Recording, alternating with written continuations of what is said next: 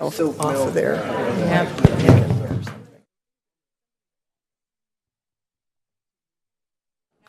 Whatever they want to do, but I'm so sick of it.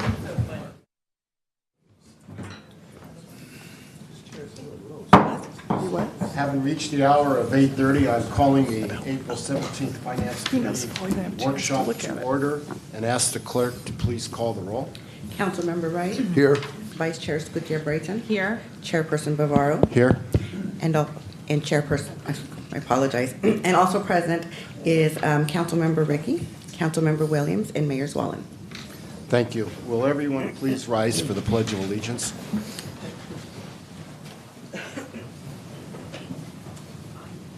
I pledge allegiance to the flag of the United States of America and to the republic for which it stands, one nation, under God, indivisible, with liberty and justice for all.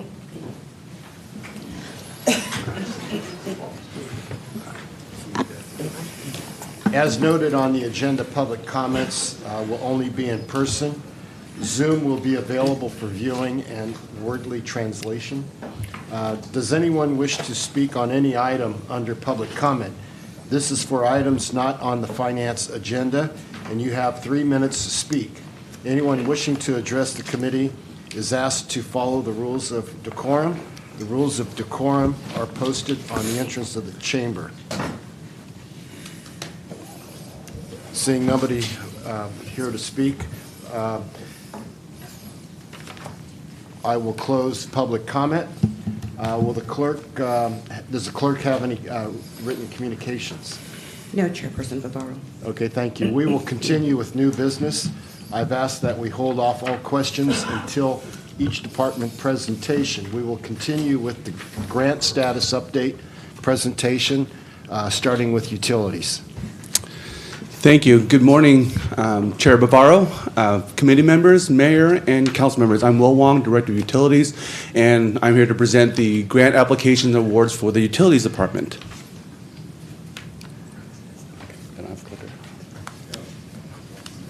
We have a handout? I need tools. All right. All right, so for the Utilities Department, we are actively seeking funding to balance out our rates with alternative funding in forms of grants and low-interest loans. So recently, the City of Modesto Utilities Department has been awarded $11.6 million in grants. First being a State Water Resources Control Board, or State Board, grant to fund the design of a Grayson water infrastructure project. So we're going to redesign the water lines in the Grayson area. Also, we've been awarded the J.M. Pike Park, which is also in construction right now, as well as Well 312, flush line in the community of Empire. Again, the total of this is $11.6 million. Applied for, we have about $19.9 million of grants that we're pursuing for various projects. We're eminently awaiting a grant, $5 million grant for Riverdale water, which we're going to upgrade the water system in the community of Riverdale, which is south of Tuolumne off of Carpenter Road. And then we also have a Prop 1 grant for $9.45 million that we're pending regarding groundwater contamination. In addition, we applied for 2 grants to help pay for the SCADA, Supervisor Control and Data Acquisition Project. It's about a $20 to $30 million project, and we're pursuing about $5.4 million on the water side. We're still waiting to see if there's going to be grants for the wastewater portion. We are looking at potential grant applications for various other projects as well. So with the State Board, we're researching $1 to $5 million worth of grants to convert these county islands within the city sphere from the septic tanks to sewer lines. So we're actively partnering with the county and researching opportunities for us to fund these sewer improvements in these county islands. We're also looking for funding to implement the Grayson Water Infrastructure Project, anywhere from $12 to $35 million. We have some SAFER grants from State Board for the Stanislaus Elementary School up off of Kiernan. They have reached out to City of Modesto to see if they're able to connect to city water, and we're pending $5 million for the design and construction of that project. And we're also looking to provide sewer assist for that Stanislaus Union School District school up off of Kiernan, and we're looking for a $3 million grant for that. We're also looking for grants for potential advanced metering infrastructure project that's converting our water meters to smart meters, and we're looking for over $1 million to do the study. However, right now we're on hold. We're trying to get the SCADA project done. And with that, Deanna will be preparing the summary, or presenting the summary. So good morning, Deanna Christensen, Director of Finance. So just to summarize in regards to all of the different information that the departments have provided, we just again wanted to highlight and summarize in regards to all of the applications as well as awarded funds. Again, what the amount that is accounted for each department over the current fiscal year, which is about $124.3 million. And then again, for proposed grants for the upcoming fiscal year, which is about $50.4 million. And I do want to just call out in regards to the upcoming fiscal year, again, a lot of the grants that the departments mentioned did not have defined grant amounts because, again, they're still researching and determining what those amounts are. So I very much do anticipate that number will increase. And department and staff are more than happy to answer any questions. Thank you. Does the Finance Committee have any questions of the Director of Utilities or Director of Finance? Yeah, I have. Go ahead. Thank you. Hit the wrong button. Thank you for all the information. So $174 million in grants. So if some of these grants we don't receive, are we going to go ahead and fund them out of the general fund? Do we have, let me ask you, is there any projects out there we're asking for grants that we need to do or we will do no matter what? So I think it's going to vary by department because, again, other departments have other general funding sources. But again, if we do run into any grants that are not awarded, I think, again, within the departments as well as through the city manager's office, still evaluate, again, if we can look at alternative funding sources or, again, potentially pursue the grant again because, again, some of these are repetitive applications that can be resubmitted. And I'll just state, I think the one that we're really tracking the most is the SAFER grant in the fire department. So we currently have the SAFER grant that funds 9 positions. We're reapplying for that SAFER grant to hopefully continue those 9 firefighter positions. If not, we'll be coming back to you to decide how we're going to handle that situation. So it's important that we remember that because we do have positions that we're getting grants for in the past. If we don't, that means it's got to come out of the general fund. And I think that's something that we as a council need to keep in mind, especially on any kind of new spending or whatever, that there is that possibility out there that we may have some positions or some things that need to be done that we're counting on a grant, but the grant's not coming in. So I think that's something to note. Thank you. Go ahead. So, in general, with grants, I would imagine they all have different requirements and specifications. Do some come with a match requirement? Do some come with a use it or lose it? Do some come with a must use within the year issued, or it's a multi-year grant issuance? Or how are those things managed? And So it's all of the above. So some of the grants are fully funded based, again, on the project that was applied for. Some of the grants do have match funds that, again, we use local funds. Like a lot of the transportation grants, a lot of the matching funds come through Measure L. And then, again, there's some grants where they also incorporate in-kind, where we're not actually providing a local match contribution, but there's already budgeted staff time that is used to offset the required match through the in-kind services that are provided for those grants. Do you have any more questions? okay, and the respective department is responsible to manage the grant. And, yeah, of course, right? It's a coordinated effort between the department that ensures that we meet the project requirements, and then again in coordination with budget, and then as well as finance, because we would deal with the financial reporting and the reimbursement requests that we would initiate through the grant agency.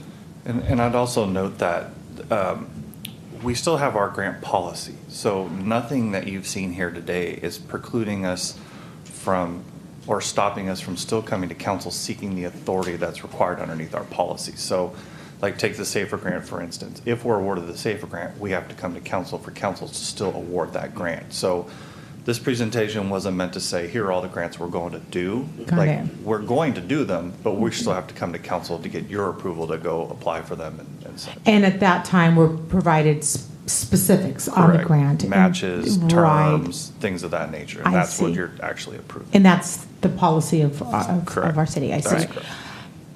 correct. Side note, does this budget include any grant funding for the 7th Street Village project? Good question.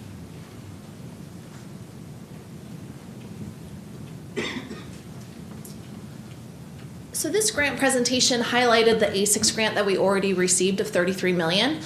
We are looking to expand to a phase 2, hopefully in the future, where we anticipated we apply for a grant, but don't know that specific dollar amount yet. So we have received 33 million grant. We Correct. need a total of 50? So the other portion, and so a lot of different projects require different grants in order to make them financially feasible. This so one we're waiting on, specifically? yeah, we're waiting on tax credits. So the tax credit application actually goes in the spring now, and we find out in fall. So we only need a tax credit to complete the funding Correct. Of that project? Correct. Okay. And after that, we could start construction. So that would be the last remaining piece. Wow, thank you. You're welcome. Interesting, okay. Yeah. Okay. Does the council have any questions of the Director of Utilities or Director of Finance or any other staff member? Seeing none, we'll open up to the public. Would anyone in the public wish to speak on this item? Seeing none, I'll close public comments. Ask Finance Committee for further comments. Seeing none, I'll ask the council for further comments. Seeing none, next agenda item is the deferred maintenance presentation.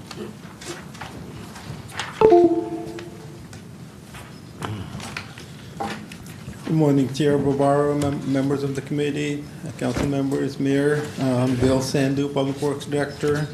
Deferred maintenance, there'll be 3 departments presenting today: Public Works, PRN, and Utilities.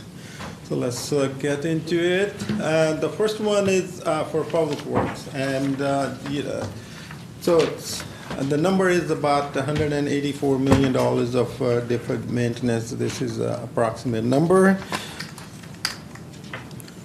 And so something different that last year City Council authorized some Measure H funding to do facilities condition assessment. So this is kind of a roadmap for all of our facilities. We brought in a consultant that is experienced in these assessments. And so the consultant performed his assessment or their assessment, and they submitted us a draft report on March 27th. And we just had a preliminary review. In coming weeks, we will be going through detailed review, and we'll come back to the council with the recommendations. So here's kind of overview of consultants' assessment. They assessed about 1 million square foot. That is citywide, all facilities, this excluding utilities, which was already completed by the same consultant. So replacement value for all these facilities is about $326 million. That's a replacement cost. And 5-year needs, citywide, all facilities excluding utilities is about $106 million. But if you took airport, Center Plaza, Yacht Terminal Field, and transit facilities, 5-year needs are about $55 million. So what score our facilities get? In this case, lowest is the better. So we get 0.33 or 33%, which is kind of in fair range. So what we wanted to, the fair range means that facilities are kind of okay, but they need a lot of repairs. So some of the budget impacts, 5 years, you can see this is consultant's recommendation. That is about $4.4 million for 2024 and 3.4 for 25 and so on. Actually, 26 goes a lot higher, 27 million, and all the way to 28, which is about 13 million. So again, this excludes airport, Center Plaza, John Thurman Field, transit facilities, and utilities. So 3 funding scenarios that consultant presented. Number 1, just basically maintain current score of 33 or 33% or 0.313. Then the second scenario was impact of just 2% annually for next 20 years. And then the third was bring FCI score back to 20 or 20%. And so 3 funding scenarios consultant provided. So next graph provides the projections all the way to 2041. I think this was, they did first 5 year, 6 year analysis and then the projections. So under those projections, 3 funding scenarios. So if we provide $7.9 million per year, the score stays the same. That's about 33% or 0.33. If the funding at 2%, $6.5 million, and then the score at the end of FCI, it goes down to, it gets even worse. It goes to 42% or 0.42. The facilities fall into poor condition. And the third scenario was $9.9 million a year. Then score improves at 2041. So that is kind of analysis of all those facilities. So please keep in mind, not all those facilities are general fund. Some of those could be gas tax. Some of them, there could be other funding sources for also. So just want to remind that it's not all general fund. So next step, so we received the report. We just recently received the report. We will get together and review the report, prepare recommendations, and develop funding strategies. Some of it could be general fund, other could be, I think major portion will be general fund, other could be other non-general fund, and possibly we'll look into some grants also. And then we will return back to council with our recommendations. So that is something new for this year. That's the facilities condition analysis that a consultant did, very well-known consultant did. Okay, and next one, I'm gonna go to airport. Talked about the airport a little bit yesterday, have some needs, crack ceiling, hangars, painting, terminal, hot water heaters and things like that. And I think then there's a regulator replacement, but that is the work in progress in most of the cases for airport. Traffic engineering, some inventory. There are over 12,000 street lights we have, and about 169 signals and flashing beacons. So this is another kind of a hot area for pedestrian crossing. We keep installing more and more of those. A very popular item. Over 29,000 traffic signs and about lane lines over 1,300 lane lines. High voltage lights, 104. So we started with close to 800. These are the high voltage, really high voltage that we've been replacing. So this is our last batch, 104 lights. So hopefully by next budget presentation, we're able to come and say we converted all of our high voltage lights. Some other items you can see Deferred maintenance, there are different items, galvanized poles, those are the old poles. In some neighborhoods, we still have some of those. We keep replacing as they are damaged or we have time. And then we still have some wood poles that we keep replacing. And other items are, accident damage, vehicle detectors, CCTVs, and traffic signal accident damage, signal poles, and traffic management center upgrade. And a lot of traffic work we keep doing with the grants. Actually, yesterday we talked about this millions and millions of federal grants that we've been getting, so we will keep upgrading. So traffic signage and striping.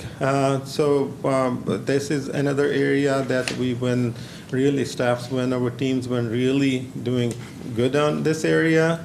All of our lane lines and other pavement markings we've been keep upgrading, but that's kind of different maintenance there.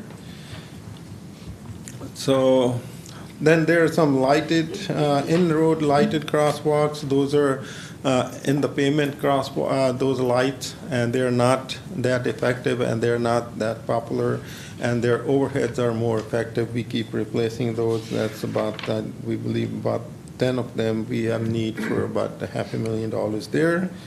Other traffic engineering total, the different maintenance there is about $19 million.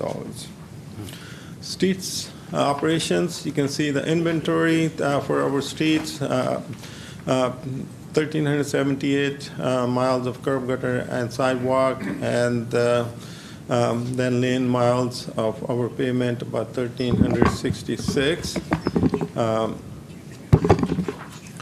So that is that area that most of our street work is funded with Measure L, gas tax, SB1, state and federal grants. We get a lot of them, and garbage franchise fees, MOE, which is required as part of SB1 and Measure L, I believe. So that's kind of inventory for streets. Deferred maintenance in streets is about over $56 million. And you can see a lot of weed ruts. A lot of those streets need to be completely reconstructed. And some of the streets that were annexed from the county has basically not a good base or the payment on those streets. And also curb, gutter, and sidewalks. So this is one of the ongoing projects. Thanks to council that last year he funded by $1.8 million to start repairing our sidewalks, and we keep working on it. You can see the backlog was about 5,196 work orders, and this year we probably gotten done about maybe 500, close to 500, give or take. And the priorities we're working on is the highest priority. The worst sidewalks we're replacing for now, and that's expensive.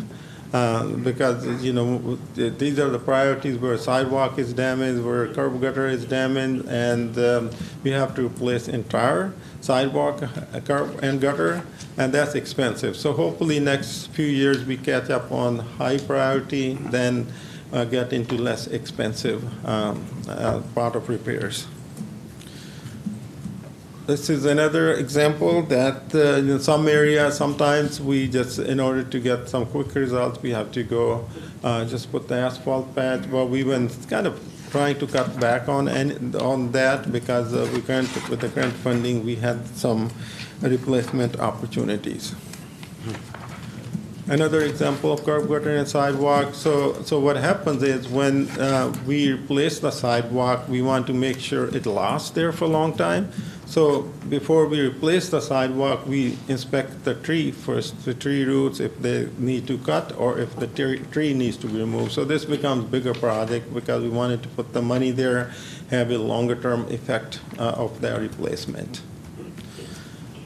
So total deferred maintenance, streets, curb, gutter, sidewalk is about $74 million. Parking services. Yesterday we talked about a little bit about parking services. Here's the inventory: 3 parking garages and 6 surface lots and 4 off-street pay lots.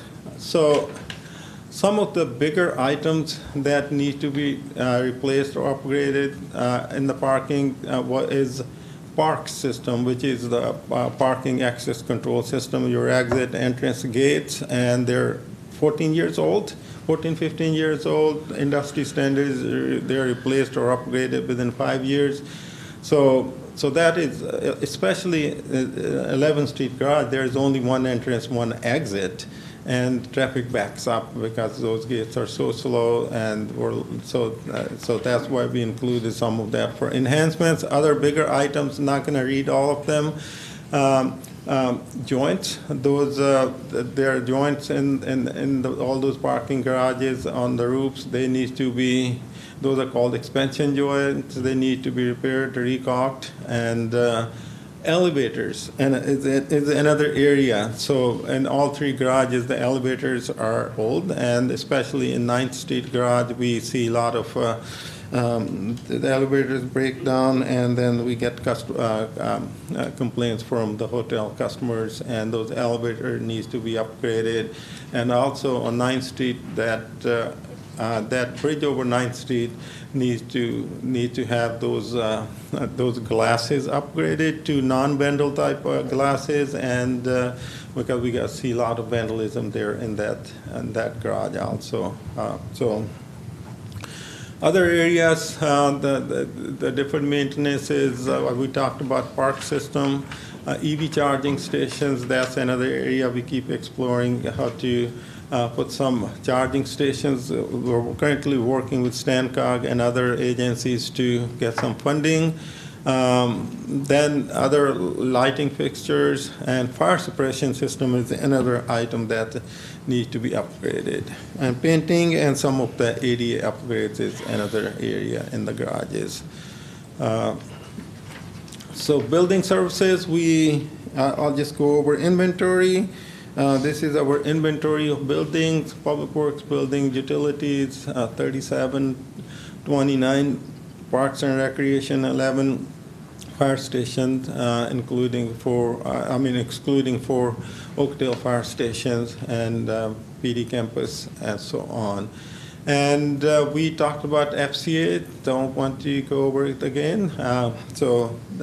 That's what the building is. A lot of the areas that we have needs are kind of more safety-related system. Your electrical panels, the roof repairs, and gutters, windows. Those are some of the needs.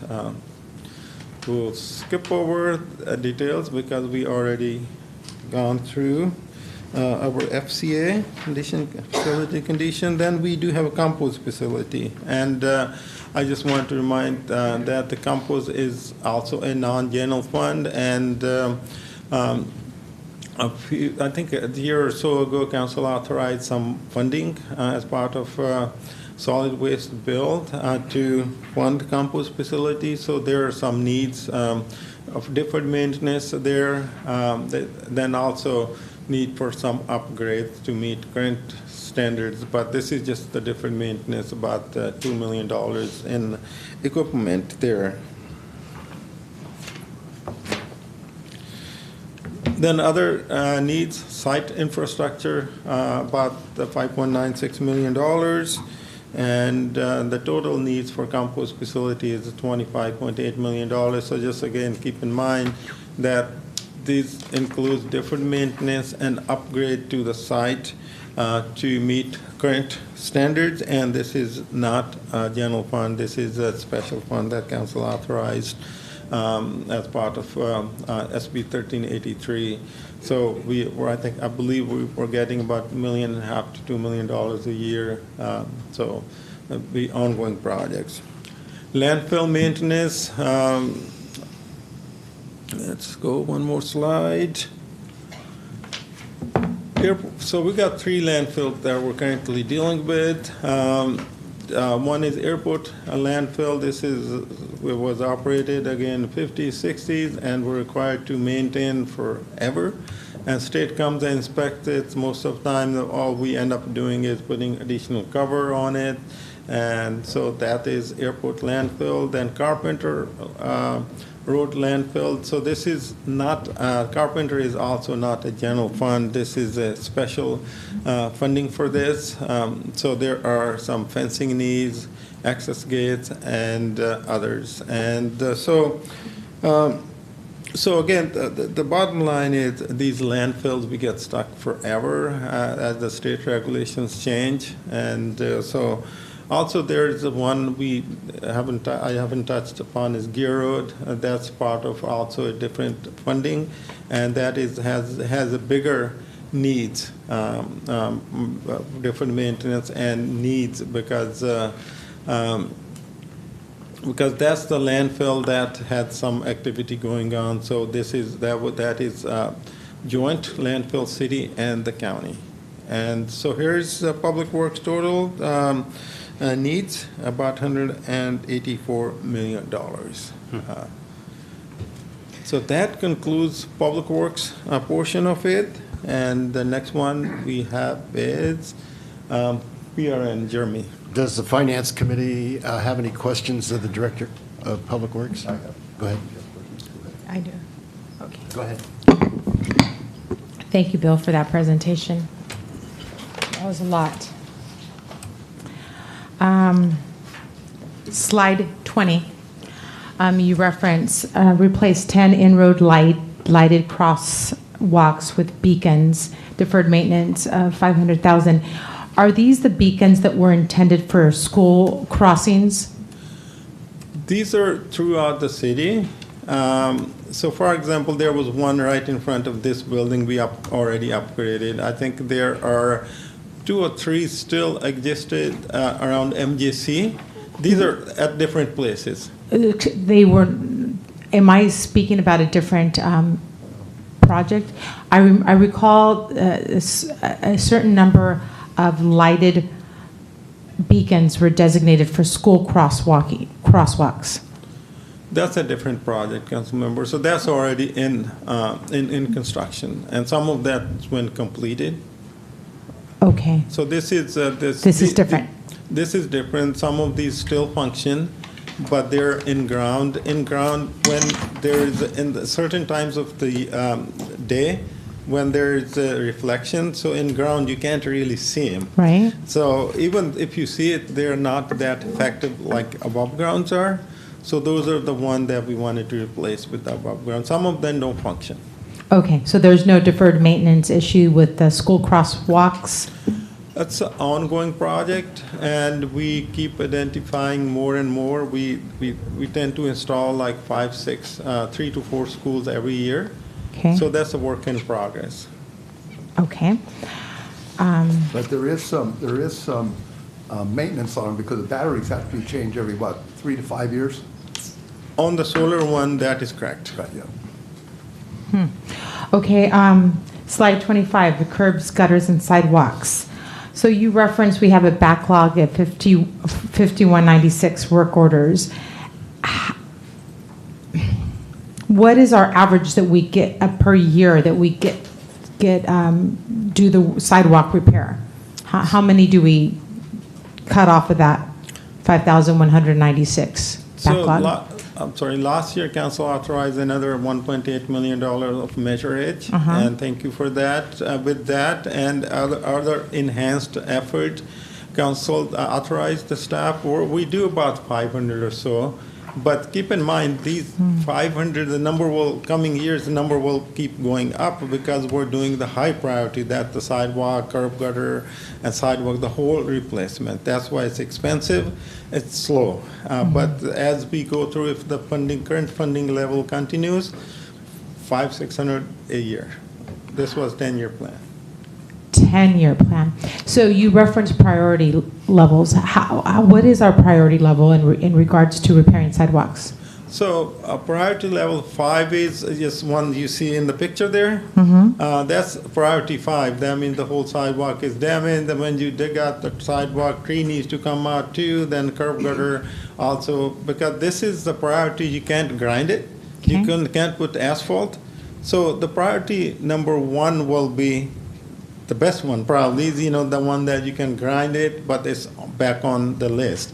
Priority number 5 is the one you can't grind it. You have to replace it. There are no other options. And what is 4, 3, 2? So they're in between. So after 5 is like, more damage on the sidewalk, curb gutter, and 4 could be a little bit less damage and so on. Oh, I see. Okay.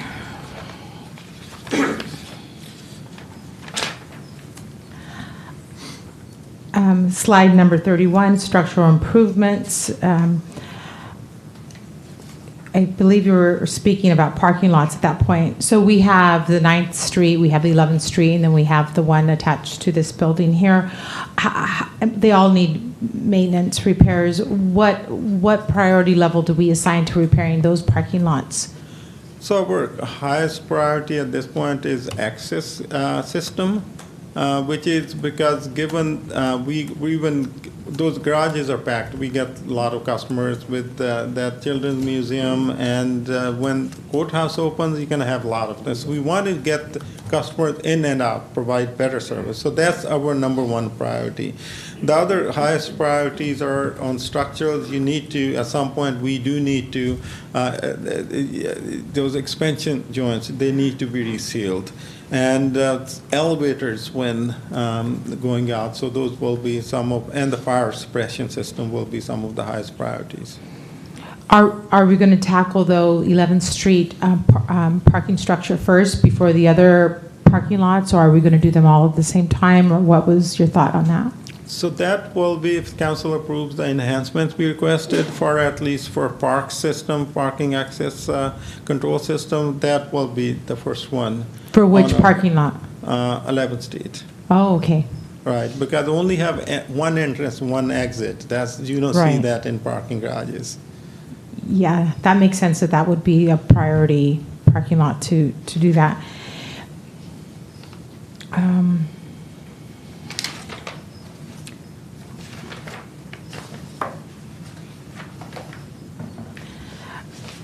My last question is in regards to landfills. Airport, Carpenter, and Gear. Why, again, priority level? I would imagine Gear would be the priority over the other two? So the Gear Road is jointly owned by city and the county. Right. Other two, once there's an inspection, there are certain criteria we need to meet to stay in compliance. So those are the high priority to stay in compliance. Gear is also priority, but that's being kind of managed by the county for now. So for us, airport is just every 2 to 3 years, something comes up, we address it. Carpenter is ongoing. It's a huge expense and ongoing. There was huge storms last year, a lot of erosion and a lot of other. So that's the highest priority to address those regulatory issues. Are any of these maintenance costs in our 24-25 budget? That Carpenter has a different fund. There is funding in there, yes. For Carpenter? Yes. Okay, thank you, Chair. No more questions. Thank Committee you. member Wright. Thank you for your report, Bill. I noticed that we have 4 Oakdale fire stations. Or do we own those in the city of Oakdale? We don't own Oakdale Fire Station, well, we do maintain those. We do maintenance. And do Right, you and we pass- get reimbursed. We get reimbursed from Oakdale. That's- Is it the same with Ceres also? We don't do maintenance on Ceres. The We chief don't is do- saying no. We don't do maintenance on series. Okay, and why do we do maintenance on Oakdale but not Ceres? What's the reasoning for it? So I'm chief just is curious. coming, but it's part of agreement, fire's agreement with those agencies that, which facility we will service and which we don't. Chief? Good morning. Yeah, it's part of each contract's tailored a little different based on the needs of the agency. Okay. So But- we add that into the contract. But we're reimbursed from Odell on Absolutely. that maintenance. Yep. Okay, great. That's all I have. Thank you, Bill. Thank you. Does council members have any questions of the Director of Public Works? Go ahead. So, I don't love the way this was presented at all. Throwing $185 million at us in a 15-minute presentation is bonkers, but I'll try to go through this. I'm not sure if you're asking us for a blank check for this money or why we did it this way. Can you maybe explain that? That'd be wonderful if we got the blank check. That's just, No, Joe can I'll answer answer Yeah. it. So, we did the facility condition assessment, and this isn't saying that we need to do all $185 million today. We did the facility condition assessment that provides a roadmap for how we're going to address the different deferred maintenance campaigns. All we're doing with this presentation is highlighting to you where we know the deferred maintenance is needed. This isn't saying, here, come give us a check. We just got the study, so what we need to do now is go back and figure out how we are going to fund this. Not all of this is general fund, some of this is airport or compost or out the courtyard, which isn't all general fund. So how do we put this together? And then we're gonna put together a plan. There could be bonding involved, which then creates a payment plan that we have to do. There are options available to us. All we're doing here today is highlighting what the problem is. We're coming back with solutions. and some of those projects are already funded. For example, we talked about high voltage circuits, curb gutter and sidewalk, and streets projects.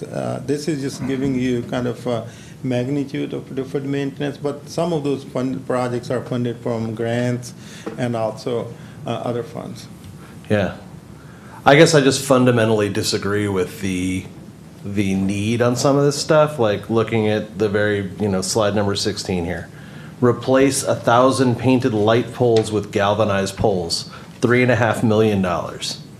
So like, if we took $3.5 million out of the general fund to replace light poles, I mean, it's like pulling, I've been trying to get a outdoor roller rink that the community has been screaming for that would cost maybe $500,000. And that's like, there's no way, we have no money for that. But we have $4 million to replace 1,000 light poles? The logic is just absolutely beyond me.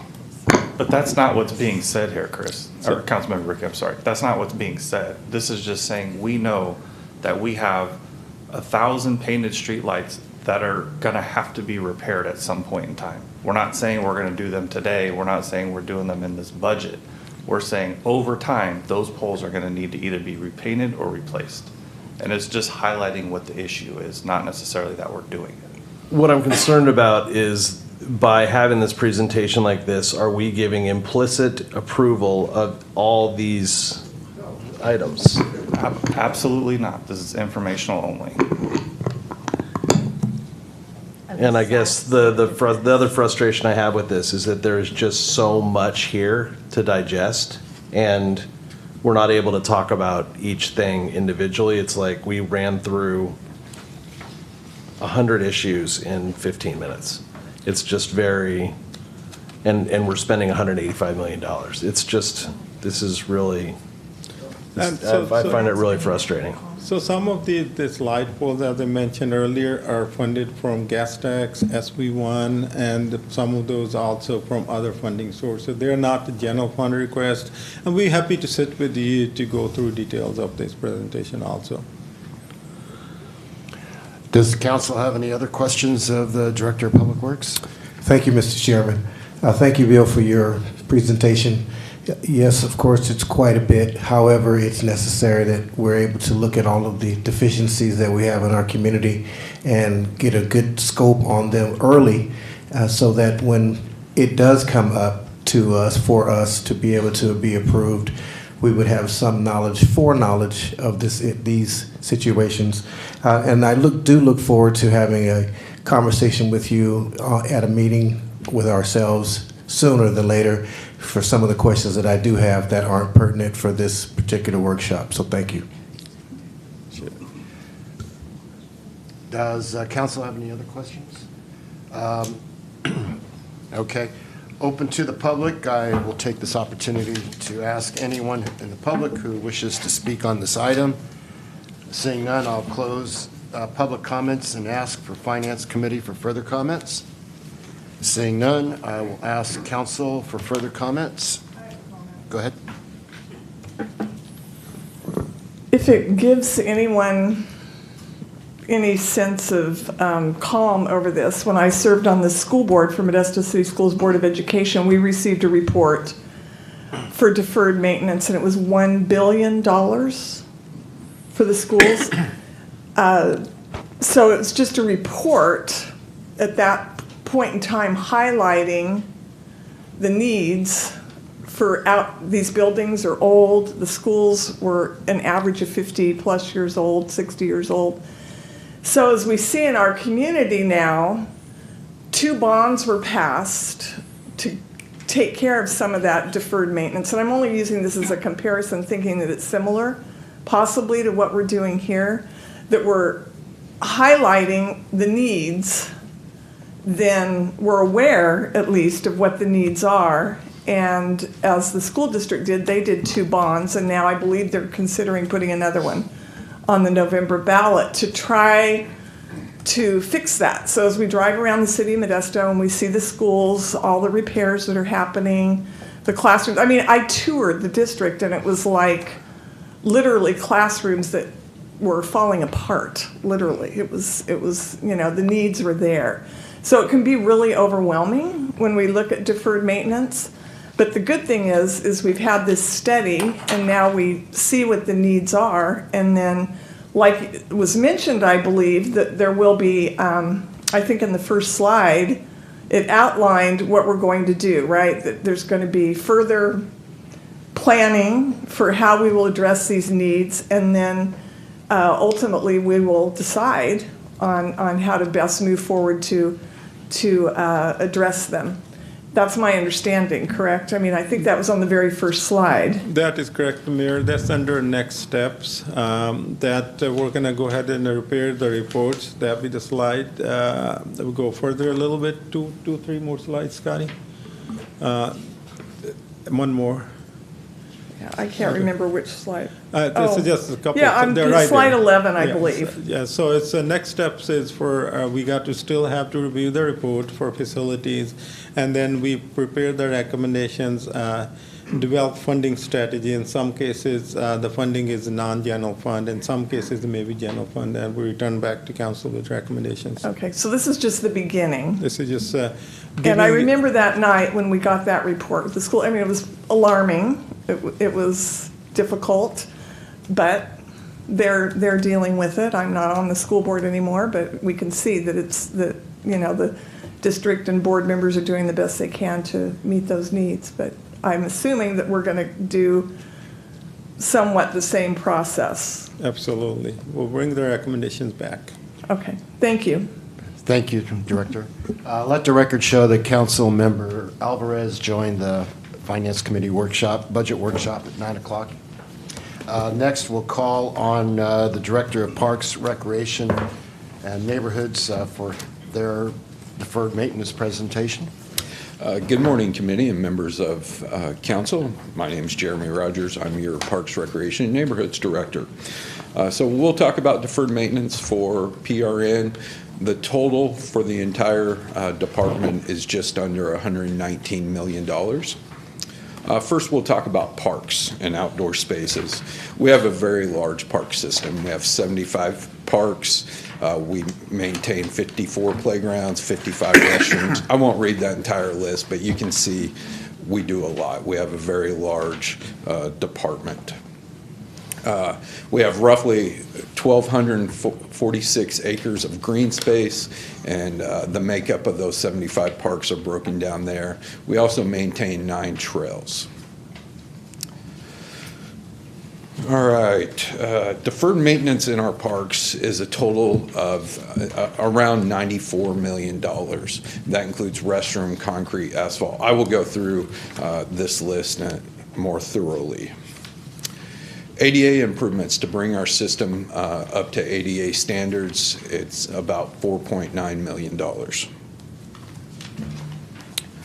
For turf reduction and irrigation systems, we have a very aging irrigation system, and the total for turf and irrigation is just over $20 million. Playgrounds are very heavily used here in Modesto. As you saw, we maintain 54 playgrounds. They're aging. We have replaced many, but that is continuing ongoing. That would cost just under $9 million. Tennis, basketball courts, volleyball courts, horseshoe pits, to bring those up would be just over $4 million. And as you can see from the pictures, we have done some, and we are continuing to do some, but we're not there yet. Restrooms are a huge issue in our park system. We have been able to replace some, but as you can see from these pictures, we have about $14.9 million of deferred maintenance there. Sports fields and lighting, we need approximately about $19 million to bring those athletic fields up to standard and replace those old halogen lights with new LED lights. Shade structures and picnic pavilions, our shade structures get hit very hard just because of the intense sun, and they don't last long. So to bring those up is about 1.5. Just like Bill talked about, in our park system, our concrete is aging, and to bring the entire concrete system that we have in our parks is just over $4 million.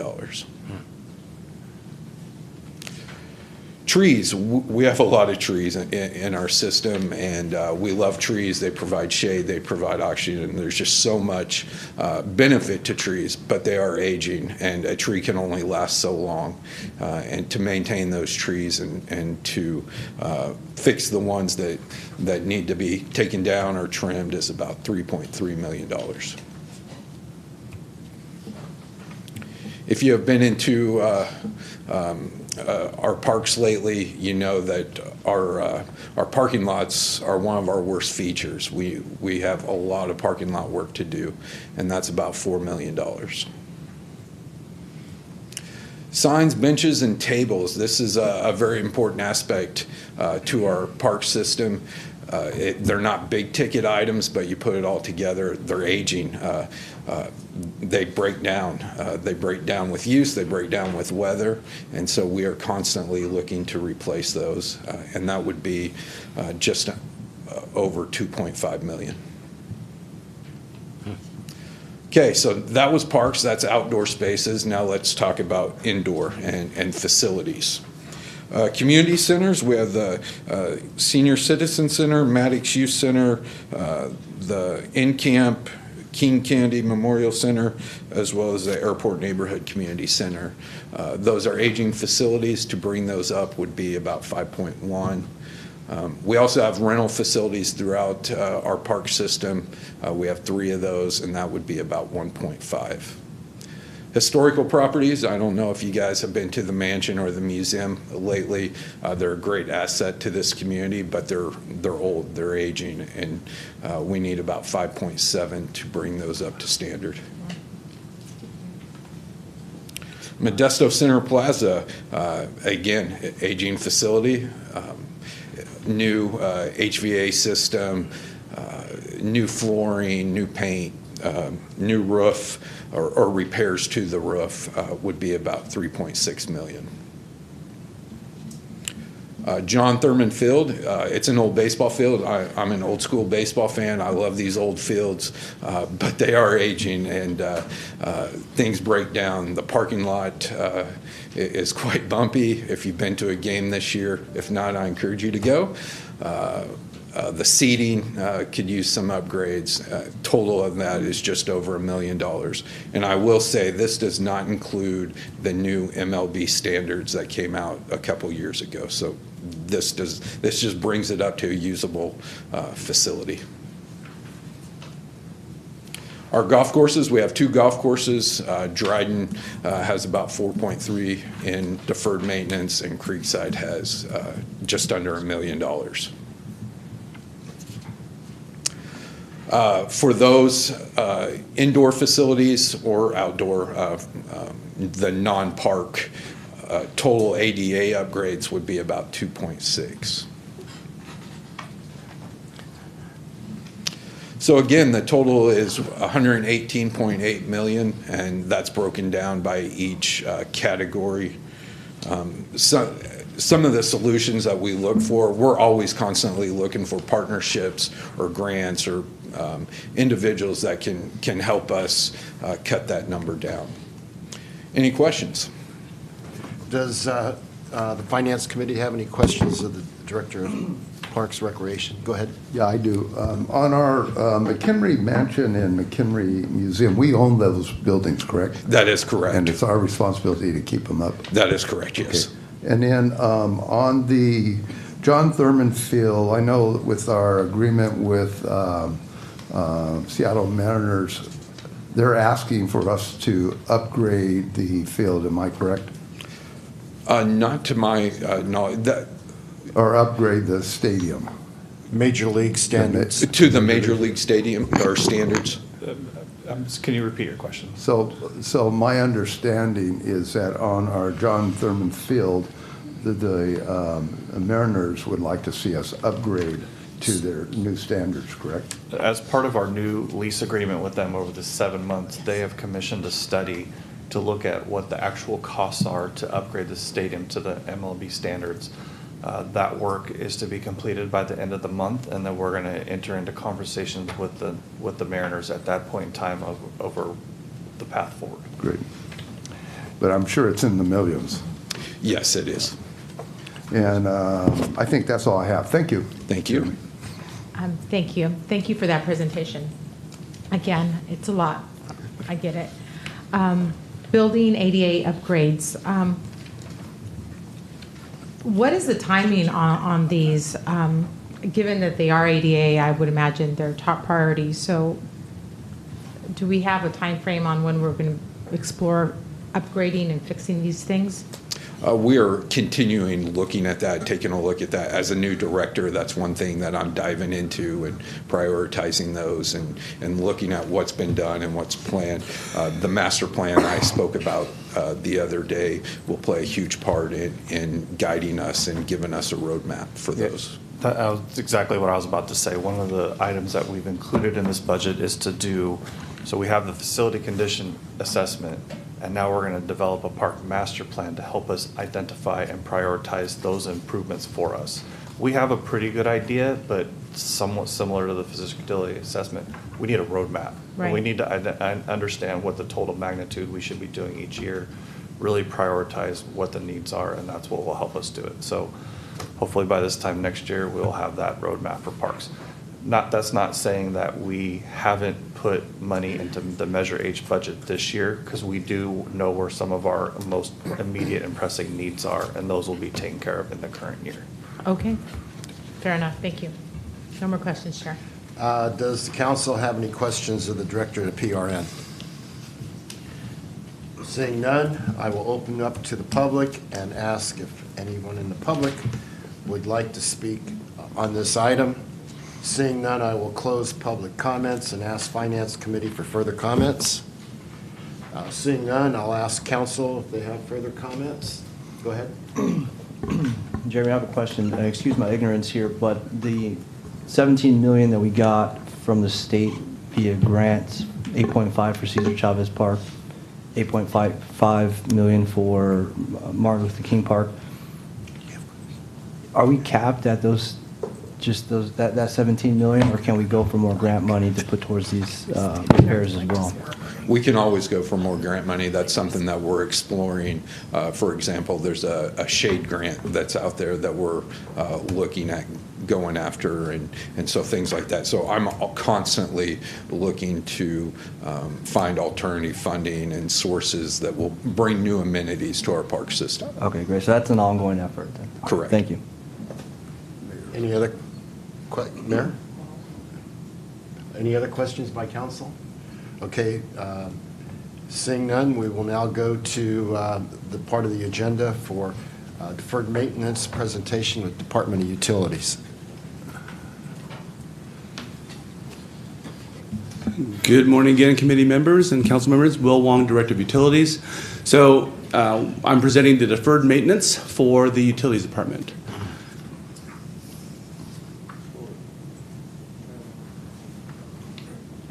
All right. So just a little background. The Utilities Department has already performed master plans that were the basis of the rate study. So a lot of the deferred maintenance projects regarding the city's underground infrastructure, the pumps, the pipelines, the wells, the treatment plant, have already been covered by the city's master plans. The deferred maintenance that I'm presenting tonight, or this morning, is focused on these buildings that make up the Utilities Department that are off-site. So the City Utilities Department did partner with Public Works on a facility condition assessment back in 2022, and we're looking to implement some of these deferred maintenance projects. For fiscal year 24-25, we're looking at about $4.6 million that will be covered by the existing rates. So at the primary wastewater facility at Sutter, we're looking at about $4.3 million worth of deferred maintenance over the next 5 years. The buildings at Sutter range from 24 to 74 years. So as we've expanded, we've added to the buildings, but there is quite a significant amount of deferred maintenance on these buildings, and these improvements consist of roofing improvements, heating, ventilation, air conditioning, HVAC. Those are type of items that we need to continue to maintain those items so we can extend the longevity of the primary facility at Sutter. At the Jennings facility near Patterson, we're looking at a little less because these facilities were constructed back in 2015. So we're looking at about $158,000 over the next 5 years. Those consist of just made HVAC improvements, some roofing, as well as some other minor projects that we'll need to do to maintain the secondary plant at Jennings. And at the lit facility for our water division, we're looking at zero. The reason is that the building was completed in 2020. It's relatively new, but we do have some projects that we're looking at in the next few years. As the building ages, we're going to actually have to fund deferred maintenance for that, including some HVAC, paint, roofing improvements, those type of things. So with that, we're looking at about $4.6 million in deferred maintenance projects for the Utilities Department. And I'd be happy to answer any questions. Does the Finance Committee have any questions of the Director of Utilities? I got one quick question. Will, is on our MID agreement with them, with their facility that's out in Waterford, are we, is it our responsibility along with theirs on maintenance on that, or they're 100% on that? That is correct. We do have an agreement with MID that funds the operations and maintenance of all facilities that they produce and deliver water. So including building improvements, painting, those type of things are also included in the rate that we pay MID every year. So the rate covers any type of improvements or repairs that have to be out there? That is correct. Okay, so there's no long-term deferred maintenance that we're going to be liable for. It's all covered under the rate. There's always going to be deferred maintenance. So yeah, what we do is we meet with them. Yeah, we meet with them monthly, and they kind of give us a heads up. So we work really closely with budget to make sure that we account for some of the capital improvement projects that they're looking at. Great, thank you. Mm-hmm. Thank you. Does council have any questions of the Director of Utilities? Seeing none, I will now open up to the public. Does any member of the public wish to speak on this item? Seeing none, I will close public comments and ask Finance Committee for further comments. Seeing none, I will ask council members for further comments. Seeing none, next on the agenda will be sponsorship presentation.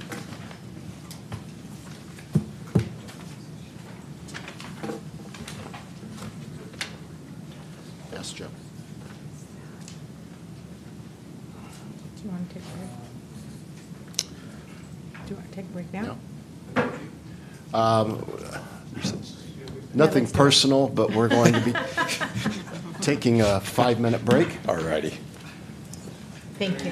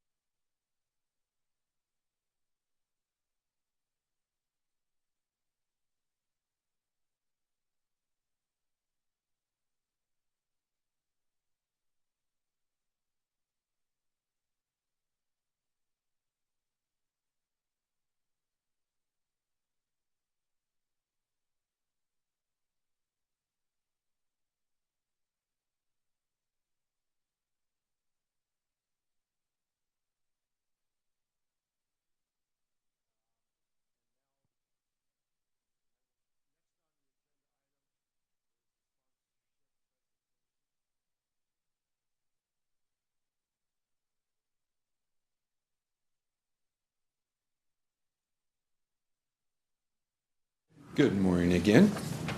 I am here to talk about sponsorships, and these are events that the city sponsors and provides in-kind and monetary value to. We'll talk about Administrative Directive 3.6. This was adopted oops, let me go back here. There we go, went too far. Administrative Directive 3.6 was adopted in January of 22. This says that the city provides in-kind and direct monetary contributions to organizations. The city receives name recognition, inclusion, acknowledgement of sponsorships. Includes listing of pre-approved events and the process for new and repeat requests. The criteria for under this directive is the application has to be received not less than 120 days from the date of application. In red, you'll see here, this is new. This is what I'm recommending for this fiscal year, and does not conflict with other similar types of sponsor events on or around the event date. The event has to be cultural, social, economic, or recreational benefit to the community. It cannot be religious, political, or seek to support any religious or political viewpoint. The event has to be held at a city-owned facility, property, and/or city street. The event organizer, organization, or applicant is in good standing and has not received a city sponsorship within the last 12 months. City support for in-kind, that can be waiver of rental fees, waiver of safety permit fees, city planning assistance, city resources and staffing. Monetary, obviously that's a financial assistance or contribution paid directly to that organization. Sponsorships. Each year, the Finance Committee is tasked with reviewing the current list.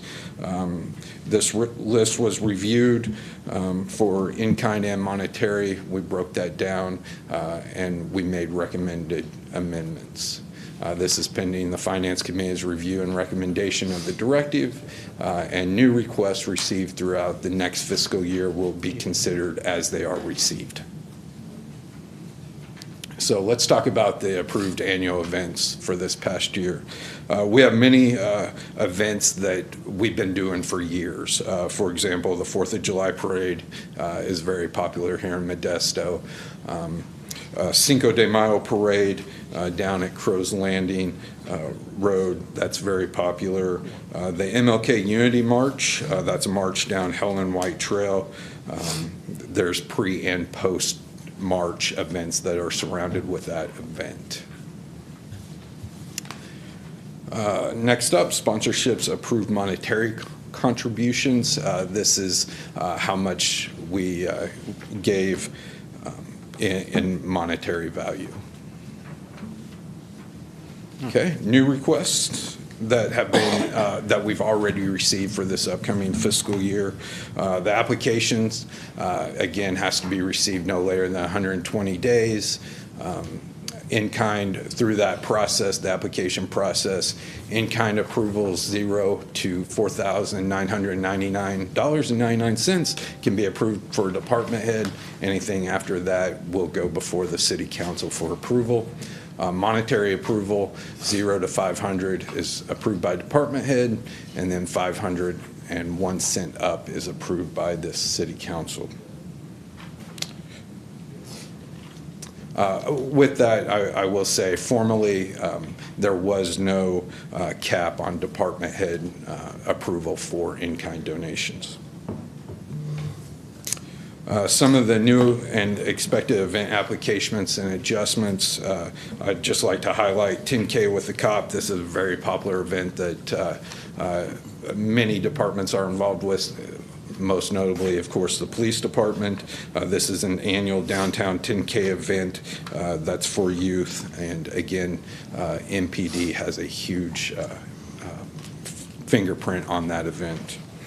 Also, Breakfast with Santa, this is used to offset staff expenses, as this is a big fundraiser done with the Northwest Kiwanis Group, and this is a fundraiser for our Leisure Bucks program. Okay, recommendations going forward.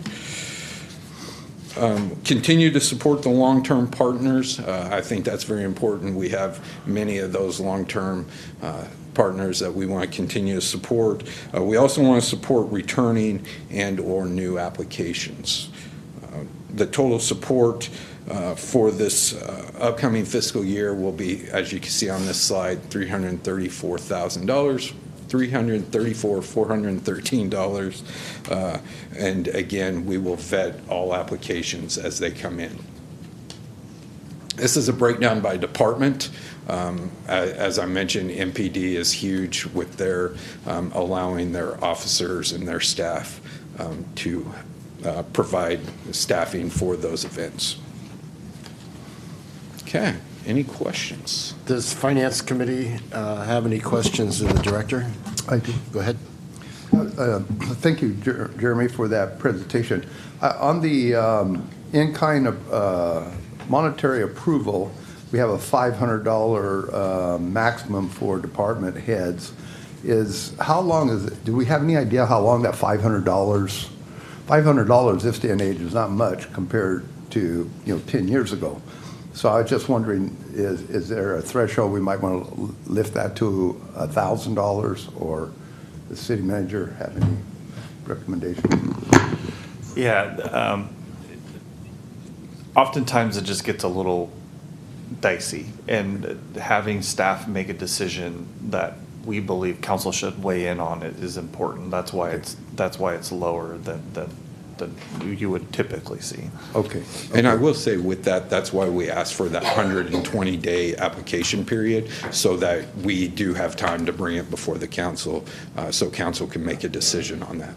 Okay, and then also on the sponsorship approval and continuing expectation and new applications, I noticed that the graffiti parade's not on here. Is there a reason why that's not on here? I think we saw it. Graffiti crews? Well, for spot. 90,816. Right, but on the 24-25 sponsorship approval and continuing exception and new applications, it's not on there. Is it automatically we're going to sponsor that? They don't need a new application? Correct. That's one of those ongoing events Okay. that we've done several times, and we'll continue to support that. I just wanted to make sure that was clarified. Appreciate it. And then I think the last thing that I might want to, I've been in conversations with our city manager concerning, we do have some great events in Modesto, and we do have some great nonprofits that really put them on, but some of our nonprofits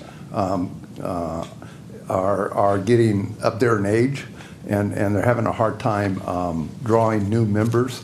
And I think it's something that for down the road we might want to look at, is having a event department, maybe Visit Modesto or whatever can be in charge of events, so we can make sure that some of these great events that really make our city what it is can be carried on without any hiccups down the road if Kiwanis or some of the other or service clubs decide they can't do it anymore. So I think that's something that we need to look at for the future, because that does bring in a lot of revenue to our city, and it really does help our city at its finest to draw good employers, and also for our employers to draw good executives to our city wanting to be here.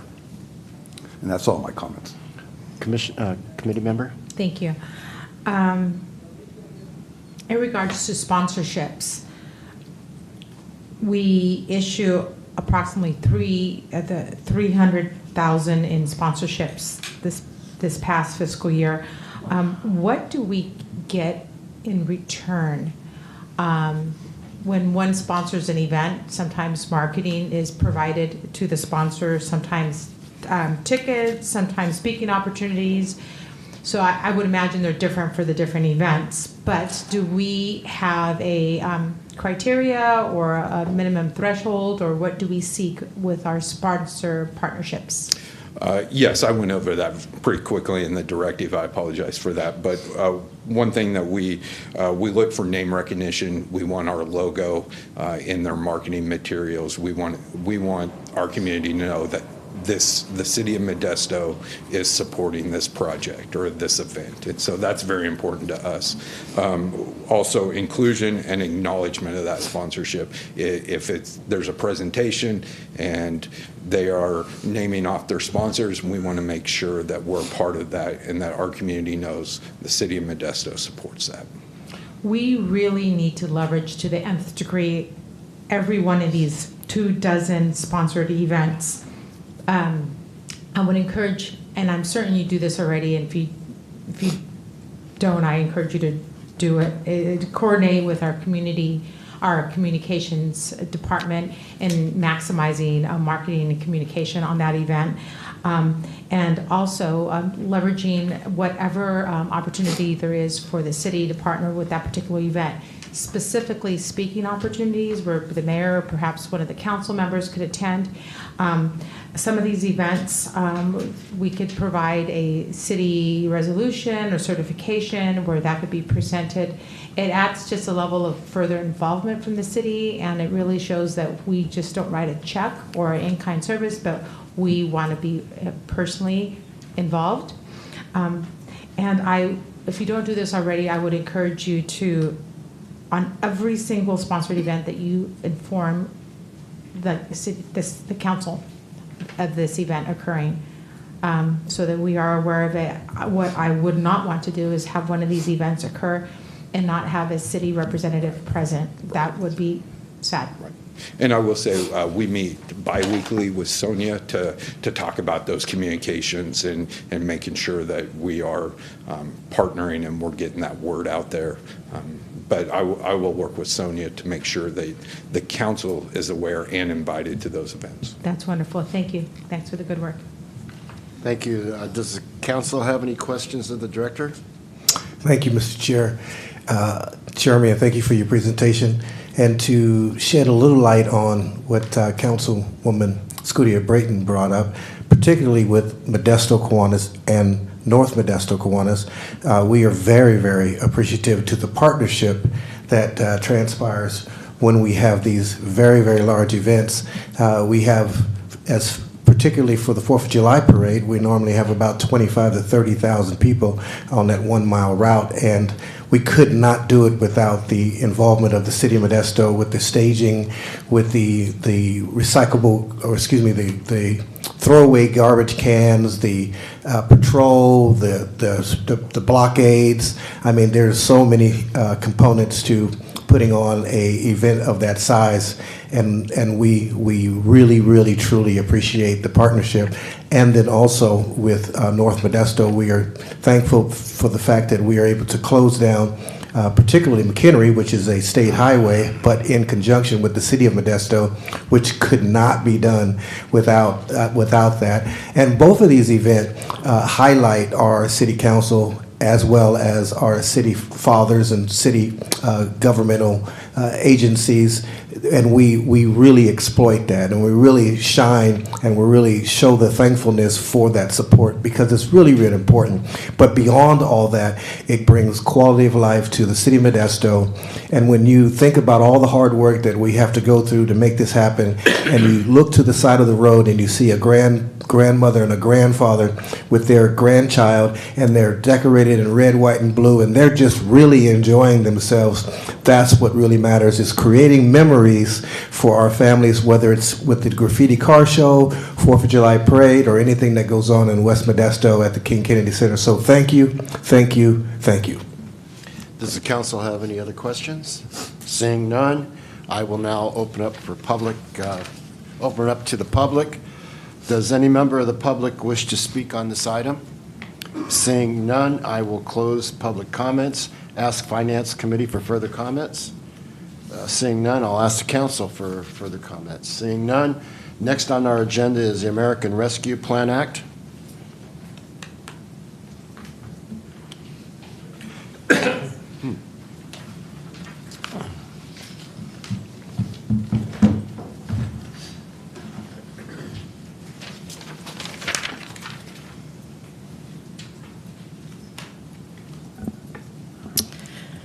Good morning, committee chair, committee members, council members. Deanna Christensen, Director of Finance.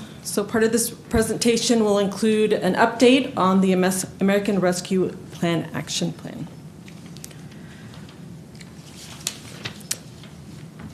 So the American Rescue Plan Act, which I'm going to refer to throughout the presentation as ARPA, was passed as part of the overall COVID-19 stimulus package that was passed by the federal government to address the speed in economic and health recovery due to the impacts of the COVID-19 pandemic. Part of that package included local government funding based again on the impacts that COVID had again throughout the U.S.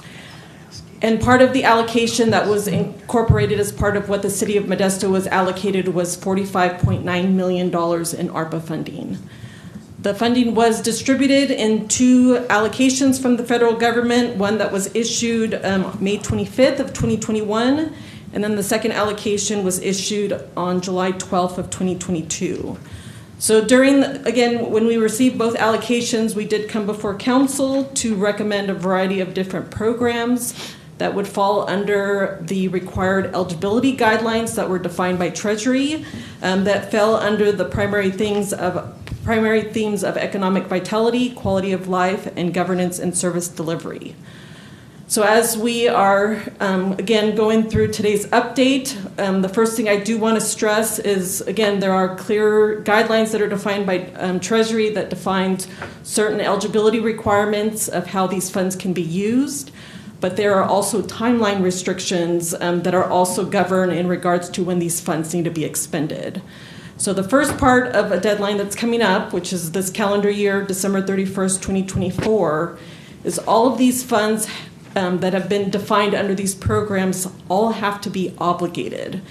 And what obligated means is more defined related to contractual agreements. So we have to ensure that, again, if we've defined funding for, I'm going to pick on, a contractual agreement where we're bringing in a consultant to provide some level of service, we have to complete all of the bidding requirements and ensure that we have a contract that comes in place with the appropriate contract authority, and that has to be approved by December 31st, 2026. Some of these, again, have met those deadlines, and others, there are concerns that we are not going to meet those deadlines. So again, that's why we're coming before you guys today to recommend some reallocation of some original programs that were recommended. And then the last piece I want to mention is there is also a second deadline where, again, once that obligation deadline is met, then we also have to ensure that the funds are expended by December 31st of 2026. So again, we have to ensure that we have made payment to, if there are outside vendors or if we're covering any type of city labor costs, those all have to be expended and incurred by December 31st of 2026. So the next few slides, again, capture the original programs that were approved and authorized by council. These first group of programs are ones where they're either fully completed or we have both fully completed or obligated these programs through, again, whether they're contractual agreements, but we have fully obligated all of the funds as of today.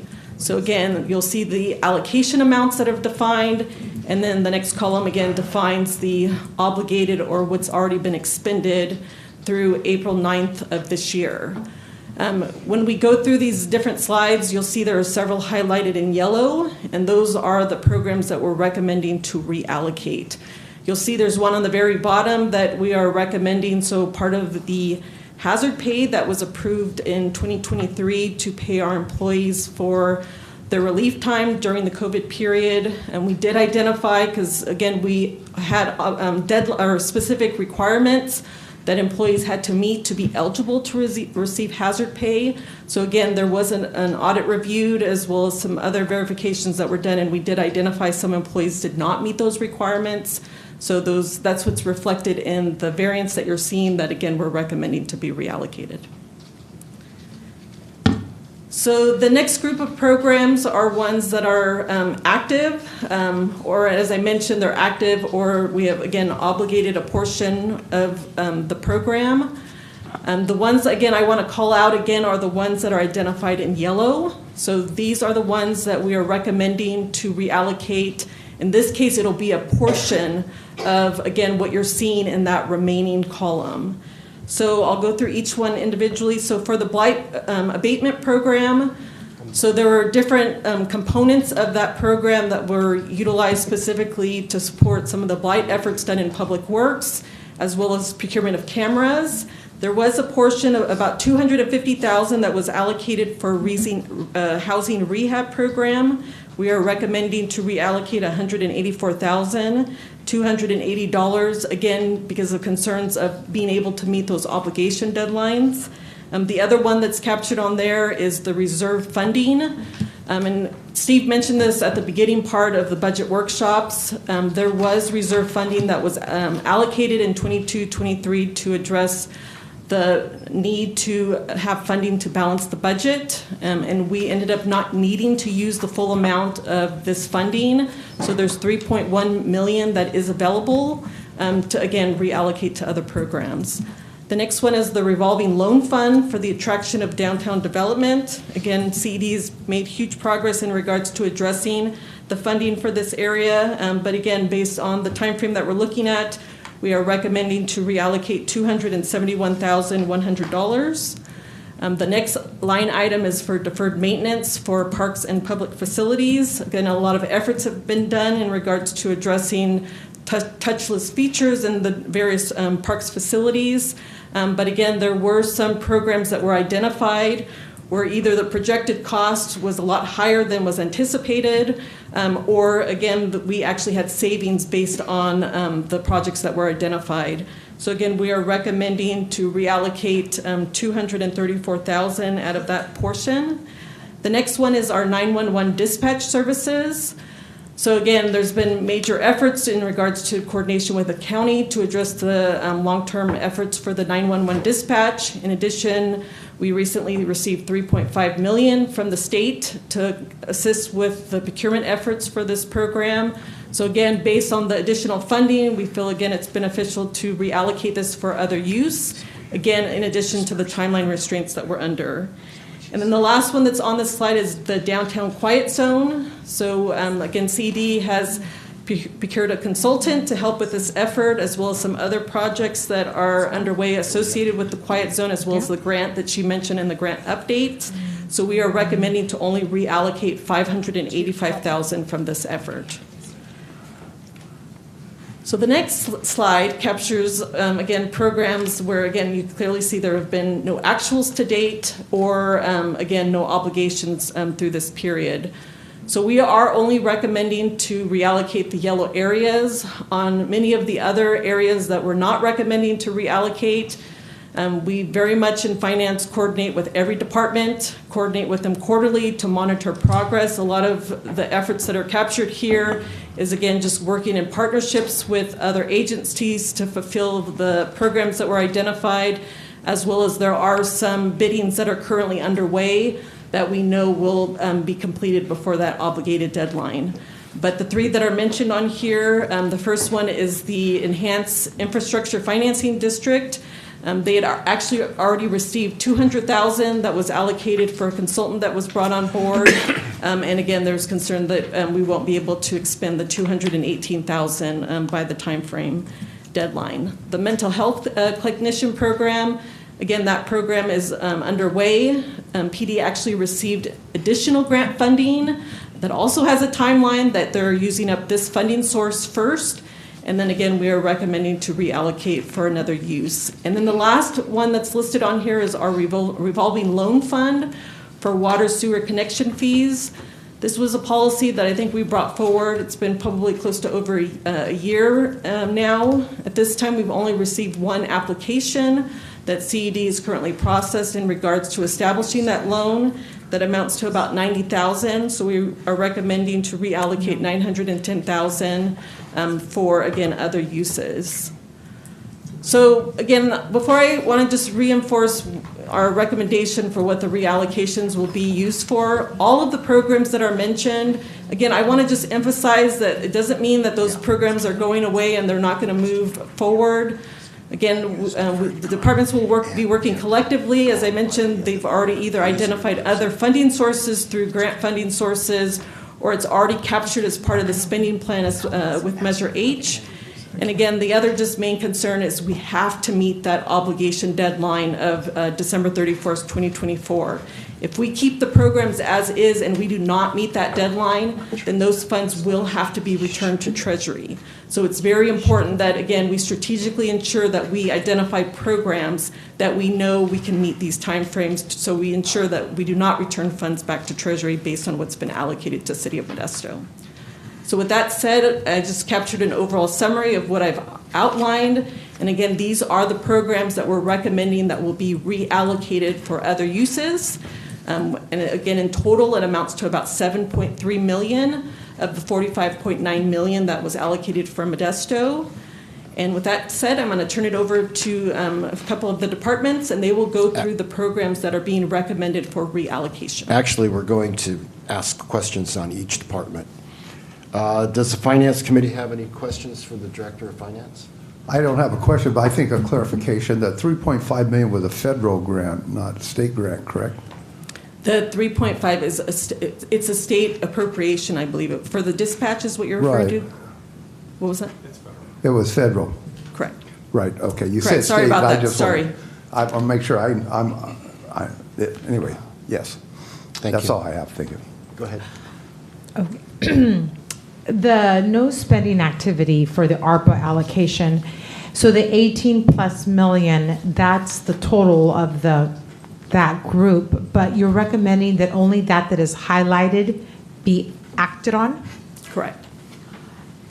So what will happen to the other?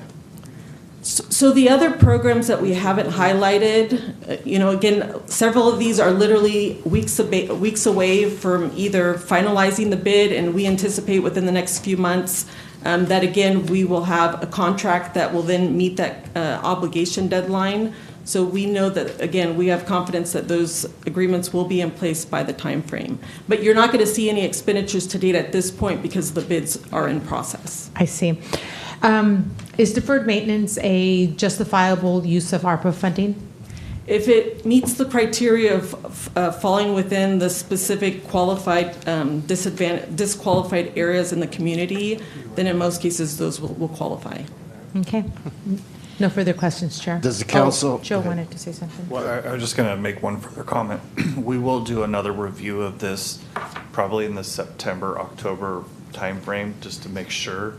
And then if we have to reallocate again, we will come back. Because, again, the goal here is to expend all the money. We don't want to return any money. We're going to be very diligent about it, and we'll likely see this again towards the fall.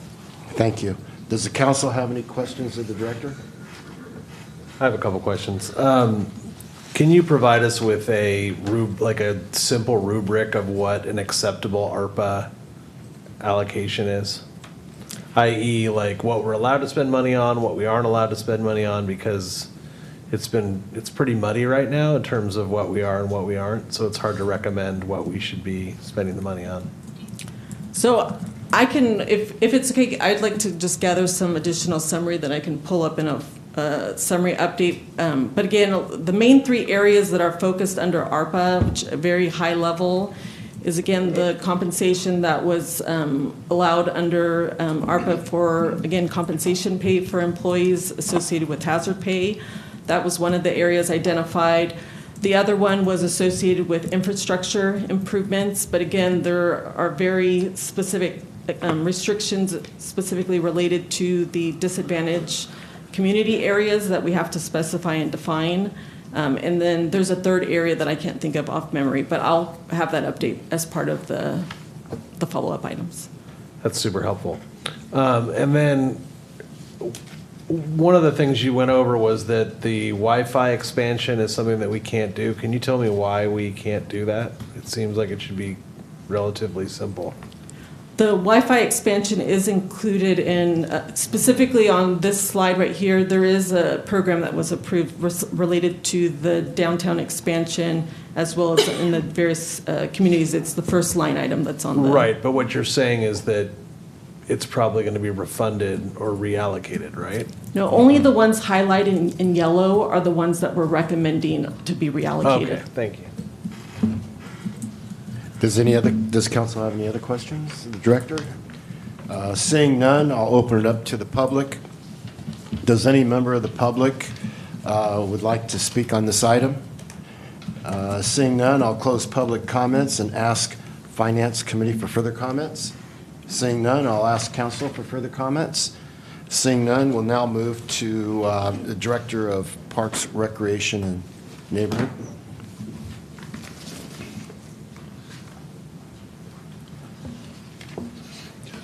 Good morning again. Okay, we will talk about allocations for Parks, Recreation, and Neighborhood Department. The first one we'll talk about is the First Tee and Boys and Girls Club. This is a $250,000 contribution. This project consists of an outdoor plaza, basketball court, golf-related amenities, and more. The Boys and Girls Club, as well as First Tee, is their fundraising for this project. The estimated total project cost is $1.5. This will provide an exceptional program opportunities for the youth in that local neighborhood. The next project is the Dryden Golf Course Clubhouse for $667,541. As you guys are aware, on August 4th of 2020, the clubhouse burned down. We did receive an insurance payment of $4 million, but to rebuild that is about $9.5 million. This project will consist of clubhouse building, restaurant, a new putting green, outdoor event space that can be rented out, driving range improvements, and more. The next project that I want to talk about is Cesar E. Chavez Park project for $1.6 million. This project consists of a complete renovation of Cesar E. Chavez Park that will include an aquatics facility, skate park, building expansion, basketball court, and so much more. The total currently we have $9.7 million for this project through grants and other funding. The total project is about $12.2. This project will not only change the landscape of West Modesto, it will change the landscape of our entire park system as well as the city of Modesto. Next is Dr. Martin Luther King Jr. Park renovation for $1.4. This project is very similar to the Cesar E. Chavez Park project. This will be a complete renovation of the Dr. Martin Luther King Jr. Park, including indoor gym, outdoor plaza, stage, basketball court, splash pad, new restroom, and so much more. Currently, we have $8.85 million already allocated to this project. The total project is $11.35.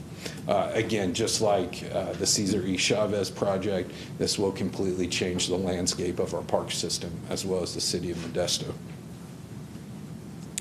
And finally, this is a contribution to the Gallo Center for the Arts. This funding will help sponsor their second annual Family Fun Fest at the Gallo Center. This event will host free family activities for our local community. Any questions? Does the Finance Committee have any questions of the Director? I have one more project to talk about that saved the best for last. Okay, go ahead. Okay, that project is the Awesome Spot. It's $600,000. This project will be an all-inclusive playground at Bayer Community Park. It will feature sensory integrated playground equipment designed to eliminate social, physical, and cognitive barriers from play. The total project cost is $6.5, and we currently have $3.5 through fundraising and whatnot. This will be the first all-inclusive playground in the area. People will come from miles, from all over the state to provide their child with special needs a chance at play. So, pretty cool. Now, questions. Does the Finance Committee have any questions of the Director? I don't have any questions. I do want to make a comment concerning the Awesome Spot. You know, our neighborhood where I live has been raising money for the last 3 years with drives to pick up bottles and cans, and I think we've raised over $6,000 or $7,000 to give to the Awesome Spot. And also, we're in a project of doing a film night at State Theater. It's going to be highlighting the skating aspect in Modesto for the last 40 years.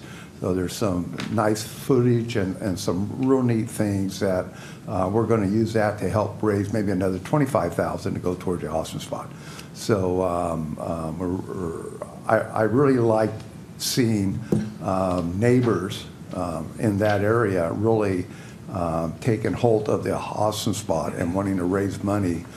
It's a community thing that we're doing, not only through the neighborhoods, but through corporations that have been giving money to the Austin spot, along with some grants from the state and also from what City of Modesto is doing. So, you know, they're again partnering with everybody to make this a better city is what it's all about. Thank you. Thank you. Go ahead, President. Thank you, Chair. I think the Gallows Center funding support is a wonderful project. It is a sponsorship, and I don't recall seeing it under the sponsorship listing.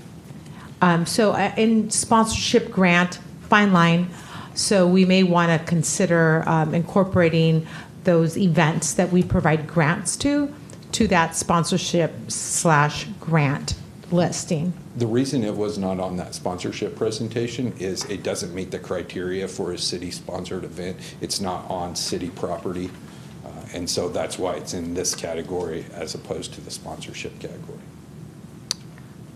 Last time I checked, Gallows Center was in the city limits.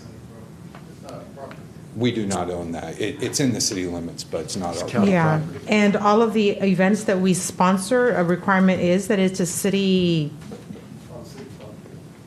property? That is correct. Okay. So that makes it not a sponsorship? Correct. Okay, then we need to correct the presentation that says help sponsor the second annual. Okay.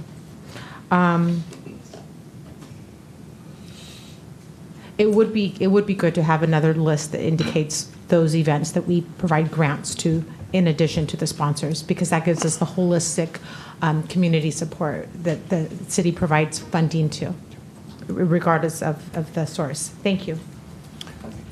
Does the council have any questions of the director? Councilman Alvarez. Thank you, Chair. Jeremy, can we go back to the Cesar Chavez new arbor projects? I think it's slide 10. There it is. That 1.6 million at the top. Can you describe what? Can you help me understand that number? Where's that coming from? So okay, but help me understand the numbers here. 12.2 minus 9.7 is about 2.5. Where's the 1.6 coming from? Isn't the outstanding 2.5 million still that we have when you consider the current project funding and the estimated project cost? Where does the 1.6 come from? That's what I'm saying. If it's 2.5 still outstanding. So the 1.6 closes the gap of the difference there, and then we're also going to be including some additional park facility fees to make the difference. This $1.6 million will fully fund this project now. Okay. Yes.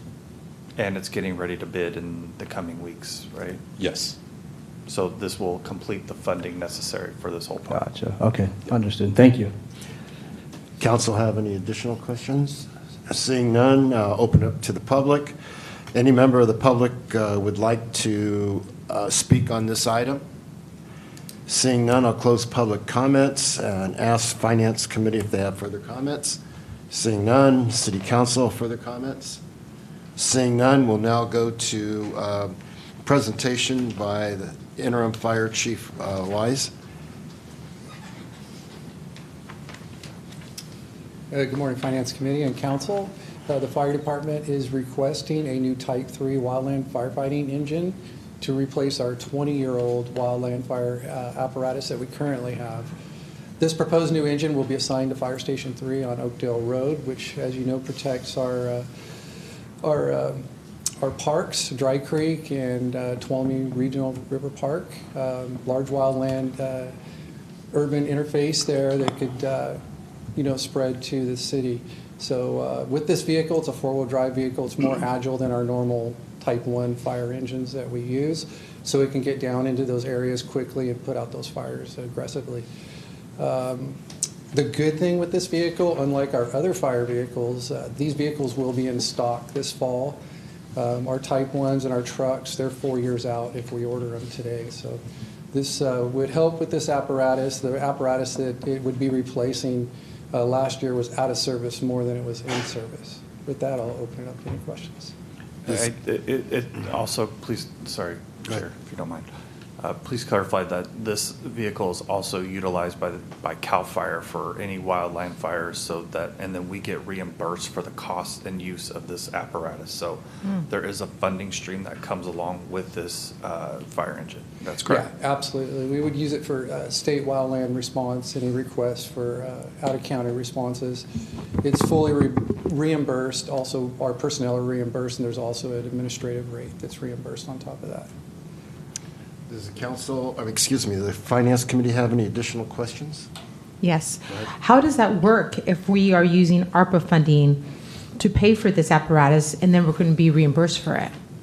We get reimbursed by the use per day from the state. It's an agreement that we have with state, any apparatus. So for the that we use of it, that's different than the value of the purchase of it, Right. which is what we're using the ARPA money for? Yes. Okay, so we are not being reimbursed for the apparatus, we're being reimbursed for the use Yes, of it correct. daily? Yeah. Interesting. Is it, do you know, Chief, if it's permissible, fire station number 1, can we use ARPA funding for that? Yes, and we do have $2 million allocated for ARPA funding, and within the next few weeks, we are going out for an architect, that much of that funding will be used for the architect for Station 1. Wonderful. And did I understand you correctly to be with a B with a billion? Is that what you said? No, millions. Oh, millions. I heard billions. I'm like, whoa. Yeah, no. Okay. Okay. Wonderful. 2 million. Great. Thank you. Yeah, Chief, Fire Station number 3, is that the one by the airport?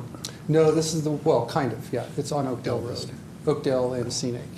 Oakdale and Scenic. Yes, just right by the bridge there. Oh, I see, okay. Thank you. Does the council have any questions of the interim fire chief? Seeing none, I'll open it up. I do have a question. Is that engine a Pierce? Going to be Pierce? Yes, it will be. Okay. Okay, thank you. I'll open it up to public hearing. Public comment. And is there anybody in the public who would like to make a comment on this item? Seeing none, I'll close public comment. Any further comments from Finance Committee? Seeing none, any further comments from council? Seeing none, we'll now go to the city manager's report. Yeah, I'll take this item. This is for the county library. This contribution will support the improvements of the county library outside of the current county contribution that is being made to upgrade, to do the renovations at the library itself. I believe there are many other contributions that are being made through the community, and we would just be included in that. And the ask is for $200,000. That I will note that is below what their requested amount is. But I will note, and one of the things that I want to look at is, while we don't own the library, we do own the parking lot, and the parking lot has some maintenance issues, and I want to look into whether or not maybe we can provide some in-kind support to further look into making contributions here. I think that'll kind of maybe balance things out a little bit. I'll be happy to answer any questions. Does the Finance Committee have any questions of the city manager? I do. What is the timing on that? Yeah, I asked that question. They have affirmed that we could have it obligated by the end of the year, and construction is supposed to start sometime next year.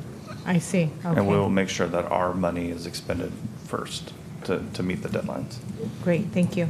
Let me back up. You were going to make a report on the library? No, that was Joe. That's what I thought. Okay, any other members of the Finance Committee? I have, yeah, you know, this is a county library. This library is owned by the county. The county is putting 17 or 18 million dollars into remodeling the library. It seems like the city of Modesto, more so than any other city in the county, is always pulling up money to help the county We have the majority of the homeless in the city of Modesto. That a lot of them come from other cities in the county. We're putting money into our homeless center along with the county. As you know, the county receives funds for social issues in this county, not the city of Modesto. So we're using either ARPA money or we're using general fund money to fund, help the county fund items that the county is really responsible for, which I'm okay with. We have the Access Center that we're funding along with the county. We have the Salvation Army Barbarian Center we're helping fund along with the county. We have mental health, BHRS, that we've given money to help the county. No other city in Modesto or in the county is really funding like we are to help the county. The library is a county facility. We have our McHenry Mansion, McHenry Museum that needs deferred maintenance. I'm sure that the county's not going to help us on those deferred maintenance. Those are items that we need to take care of. And then also the city manager just mentioned that we own the parking lot. I'm sure that the county's not going to help us on resurfacing the parking lot. So if we're going to spend any money towards the library, I feel that we need to take it and use it for the parking lot that needs to be resurfaced. But I really have concerns as using, our general fund money or ARPA money towards the library, which the county's putting $18 million towards to remodel it.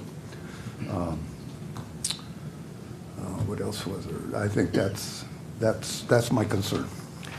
Okay, does Finance Committee have any further questions and further comments? Seeing none, does any council member have any questions or further comments? Thank you, Mr. Chair. I think it's an ingenious way of being able to support the county library with the talk about repairing the parking lot as well as giving them some dollars.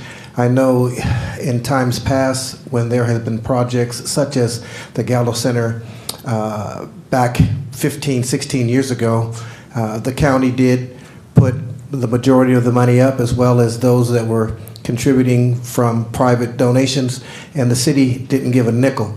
And when I think about the literacy or the illiteracy of, if that's a word, of individuals who in our community that aren't reading to test levels, I think it's very, very important that we support the Stanislaus County Library due to the fact that it has that opportunity for young people or people alike, older people, to be able to gather more learning, because our community really needs to continue to upgrade on its infrastructure in learning. And I would imagine that the mayor of our city would agree with that, being on the school board, that it's very important that we support things of this nature. And when we look at what we have already spent or going to spend or want to spend, or even the grants that are given to us, when I look at $200,000, that's a drop in the bucket to supporting the citizens of the Modesto area, particularly the city of Modesto, in helping them be able to read. There are so many schools in our area that the reading levels are so low. And so I thank and I applaud the city manager for even the two. I wish it were more money. I am not on that committee, but I'm looking at it as a help to our community in the literacy area. Thank you. Any other council members with questions or further comments? Chris? Yeah, I tend to agree with Councilmember Williams here. I actually think that 200K is probably below what we should be investing. I think we should probably be looking more like $500,000 on this.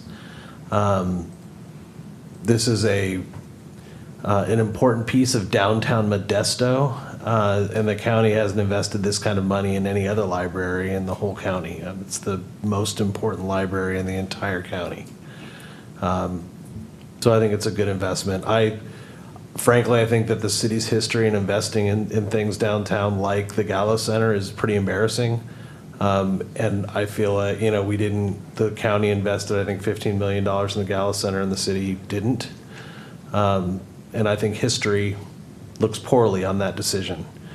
And I see this kind of direction of not spending what we're being asked to spend it's just not good policy. So I think we should raise it to $500,000. Any other comments or questions? Yes. I'm going to echo the sentiments of my colleagues and say that this is relatively low.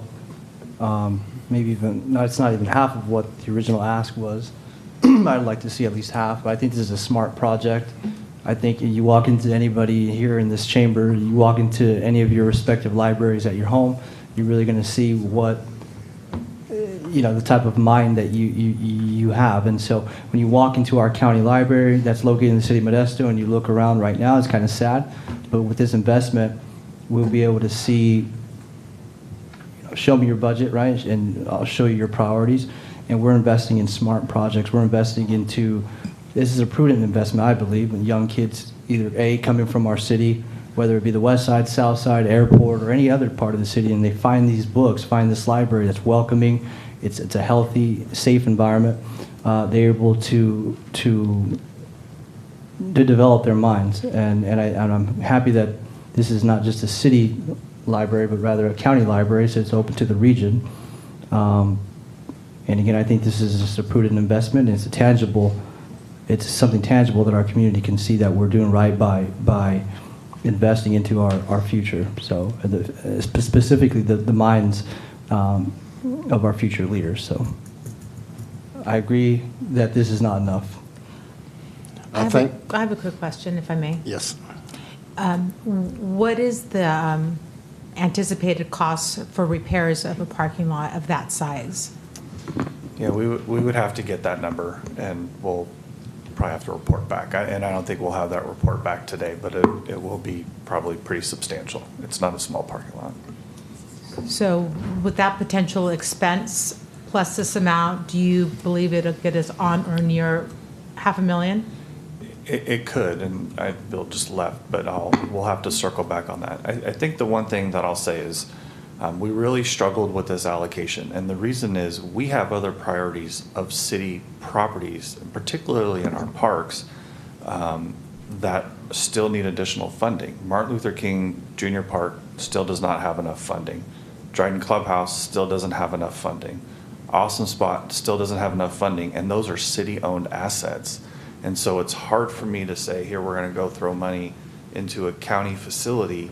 Now, we own the parking lot, so that's different, right? Like, we have a responsibility to take care of that parking lot and could add to the overall aesthetics of the library itself. So while I understand that that's a lower amount than needed, I really had to dig deep to figure out how can we spread these out. Because to me, our number one priority is making sure Martin Luther King Park is funded fully, Dryden Clubhouse is funded fully, as well as the Awesome Spot. So if we're going to up that amount, we're going to have to pull from one of those areas. And then that would be the decision of the committee in front of you. And then also we have to realize that the county's not asking us for money. County has enough money to do the library. So this ask is coming from another source, not county source. County feels like 18 million is enough to do what they need to do there in the library. So it's not like the county don't have the money they need help in remodeling the library. No, they have the money to remodel the library. It's just the Friends of the Library just wants to spend extra money on things that the county feels like is not necessary. So there again, like the city manager says, we have other priorities. I would rather see us give the $200,000 to the museum or to the mansion that really needs the money to help, more so than to the library that's being fully funded by the county. Okay, open up for the public. Or did you have a comment, Mayor? Yeah, are we in questions? Are we in questions or comments? Question and comments been joined together. It's all right. Go ahead. Do you have further questions? I have no questions. But I did see your point. It got away from me. Open to the public. Any member of the public would like to speak on this item? Seeing none, close public comments. And since we've covered future comments, we'll now go to the next agenda item. No, I was going to make a comment Okay. on this item. Okay, okay. Go ahead. All right. This is something that I really thought a lot about. And really what this is about for the library funding is making the environment above and beyond what would be potentially happening with the improvements. And I feel like it's reasonable with the parking lot situation that we would contribute. I mean, that's our responsibility to make that, to have that be cared for. I believe this is a reasonable contribution. The library is supported by public funds already. It's a county building. The library, we did generously vote to pass a library tax, which I supported 100% and was very much in favor of, and that was driven by community members way back in the day, the first time. I can't remember what year it was, but I know of people that were very much involved in that. So it is funded publicly by us residents that voted to pay for that tax. What I do know, and this is where it gets more to the heart of the topic, is the library is universally utilized by people in our community, and it is such an important asset to our community over so many years that I would feel good about helping, at least in some way, to make it extra special, especially for the children that through all the decades utilize the library for, whether it's all the memories of the children's room, I went when I was a child to the old museum. That's where the children's library was, downstairs. So, I mean, I feel like it is a universally utilized space by the residents of our community. So I am in favor of this. I support it. And I do think that it will add to our community and make it an even more inviting place for people to participate in. That's it. Thank you. Before we go to the next item, I'm going to ask the committee and the council to work with me. And when I ask for a question, if you don't have a question, don't make a comment until I ask for it. We want our time here today to be most productive, and I allowed that to get a little out of hand, which is not my character. So next item is agenda, follow-up on committee recommendations. I'm just trying to think of the timing here. So this is the follow-up of all the questions that were asked during the presentations. We'll have that. And then we do have the wrap-up slides. So whenever you want to take a break, if you want to do it now, or if you want to jump right in, it's up to you. So that gives staff time. We'll take a break and give staff opportunity to regroup. So we'll take about 10 minutes. 10-minute break. Is that enough Is that time? Yeah, we're okay. We're okay. Okay. And I anticipate we'd be done by lunch, is my guess.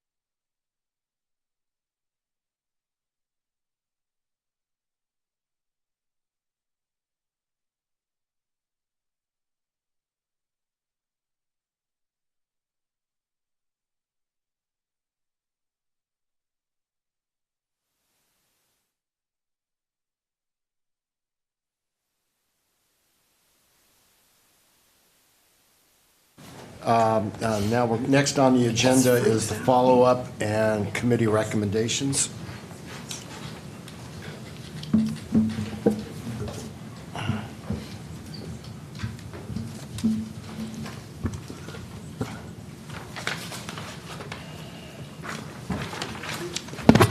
Yes. Scroll down to the bottom real quick. Okay, yep. Good. Okay, so during the course of the week, there were some questions that were asked that we didn't have the answers, so we were bringing back those as report back items. I'm going to probably introduce some of these and then let the departments talk about them. So for day one, the report back items, we had a question about the line item detail for Sky One.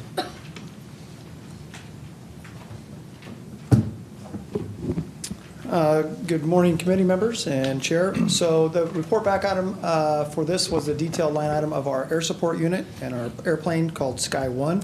So here you can see the line item for the last 2 fiscal years and then our current proposed budget for it.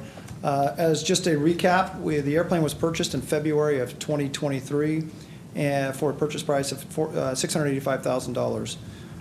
It began flying in May of that year. So the first few months of flying, some of the expenses that we had were aviation headsets, some radio upgrades, things like that. So had some business expenses related to furniture. We have a hangar out there to put some furniture in there, liability insurance. We also have professional services as our contracted pilots that we initially contracted with our civilian pilots. We have since moved most of those contracted pilots over to our salary and benefits line. That's why you see that change in the current fiscal year. Because we actually have made them part-time, most of them part-time employees versus contracted professional services. When you look at the current fiscal year and then the proposed for 24-25, really the increase there is cost of goods have gone up significantly. So the estimated cost of overhauling our engine, once the engine has reached, I think it's the 2,000 hour mark, has gone up significantly, and then fuel costs, as we all probably know, continue to increase. So those are the adjustments really in our proposed cost, and happy to answer any questions. Does the Finance Committee have any questions of the Chief? No. Seeing none, does the Council have any questions of the Chief? Seeing none, I'll open it up to the public. Any member of the public who would like to speak on this item? Seeing none, I'll close public comment. Finance Committee have any further comment? Nope. Council have any further comment? No? Okay, then we'll go to continue on with the Budget Director. Thank you, Chief. So for the next question, this was the expiration date of the landscaping agreement. I could probably answer this, Jeremy, you can stay back there. So here's the expiration date. We have approximately 2 years and 6 months left.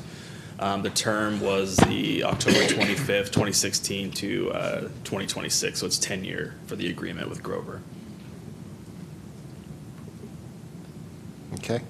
Does the Finance Committee have any questions? Does the Council have any questions? Open it up to the public. Any member of the public who would like to speak on this item? Seeing none, I'll close public comment. Finance Committee, further comment? Council, further comment? Thank you. Next item. So the next question that was asked was about the deferred maintenance and preventative maintenance projects that are proposed in the Measure H spending plan and kind of what the details are within those projects. This I will bring up Jeremy for to go over a little more detail.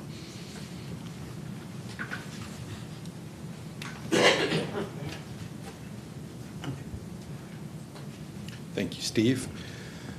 So we'll talk about, I mentioned this earlier in my presentation today about deferred maintenance, but some of those projects, playground replacements, that is $1.35 million. The King Kennedy Memorial Center improvements, $400,000, and the restroom replacement is $450,000. Do I have any, for the grand total of that preventative maintenance is $2.82 million. Any questions from the Finance Committee? Council have any questions? Go ahead. Well, I guess I don't have questions, I have comments. Okay, open it up to the public. Any open it up to the public. Would anybody in the public who like to ask a question on this item? Seeing none, I'll close public comments. Finance Committee have further comments? Seeing none, City Council members have further comments? So this is an example of what I'm talking about in terms of deferred maintenance, right? So you look at, for example, on the concrete tripping hazard replacements, right? That's a $600,000 budget. So while I think those things are important, you could, and we see like we have an issue where we need to invest in the library. If we could take $300,000 of that this year and then put that rest of that deferred maintenance in another year, you could do both things, right? And if you look at the sidewalk repairs we've done so far, I don't think these are emergency repairs that need to be done. So this is an example of how deferred maintenance can have massive impacts on the community in terms of how we dole out that money. Any other comments? Yeah, I like to make a comment. Comment is that we've been always kicking the can down the road. And, every time we kick the can down the road, it gets to be a bigger can. And this is something that we have to start taking care of, deferred maintenance. The problem we have in our city, the reason why we have 184 or reason why we have $100 million of deferred maintenance is because we've been kicking the can down the road. So I'm glad to see that we're finally saying, okay, we have to start doing some stuff now, because next year it's going to even get bigger and bigger and bigger. So thank you. Okay, Budget Director, continue on with your report back items. Thank you. So the next one was about the archive room, the library or the vault where the documents are kept, and the historical documents are kept in the city clerk's office, and if it was fireproof. So it is not fireproof, but it does have a 20-minute fire rated door. Diane let me know that some of the cost of kind of waterproofing the documents would be about $101,000. Correct. Does Finance Committee have any questions? Does any council member have any questions of the staff? Open it up to the public. Would anyone else like to speak on this item from the public? Seeing none, close public comments. Ask final comments from future. Go ahead. I do have a comment. I think it's very important that we do waterproof. And I would ask that city clerk look at her budget for next year or the next couple of years and figure in, these are important documents. These are documents that are our history of our city. And there again, if there was a fire, fire is not going to be the cause of damage. It's going to be water. I'm totally know what I'm talking about when it comes to water damage.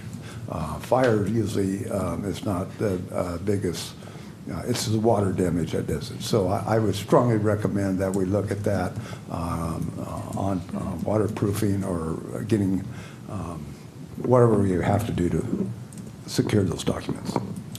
Council have further comments? Well, just to respond to that, we'll work with the clerk to identify some potential options to preserve those documents. The council have further comments? Seeing none, continue on with the items. So on day 2, we had report back items as well. The first one was what percentage of the city fleet vehicles can be expected to be moved to electric from gas, and I'll bring up Bill to expand upon this.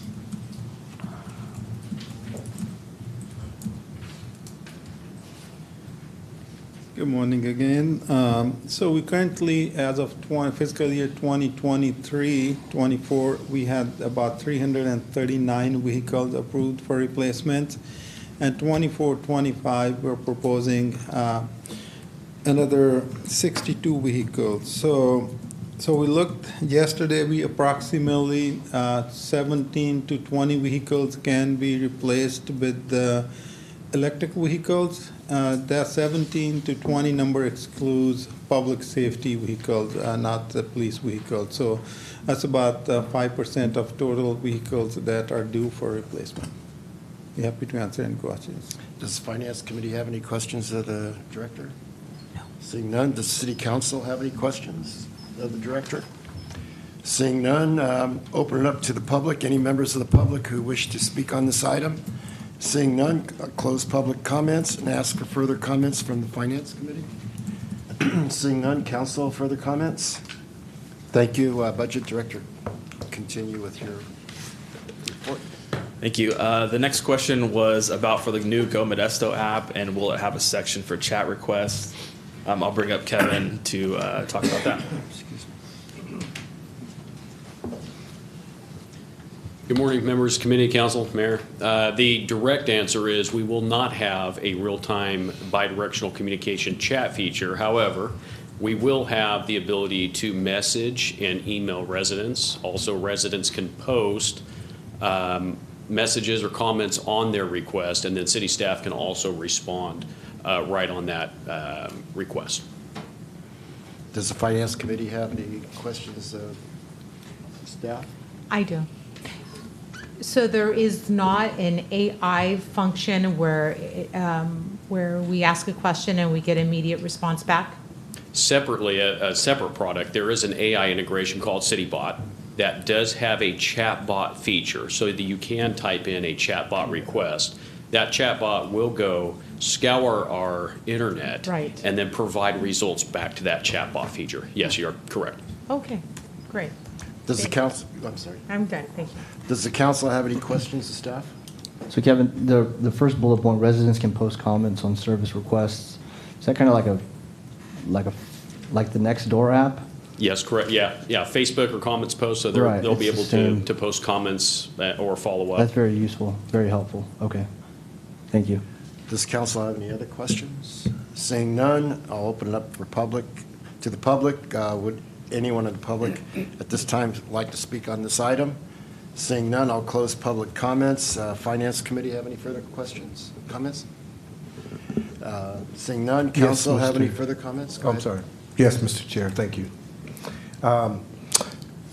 Did you or can you, I don't know, I'm sure there may be some online, or this is being recorded. Can you tell individuals how to go to the Go Modesto app, how to sign up? Yeah, absolutely. It will be from our website, the originating location that it is today. We're just going to switch the back end. In addition to that, we are working with the communications team to get out that communication to our community.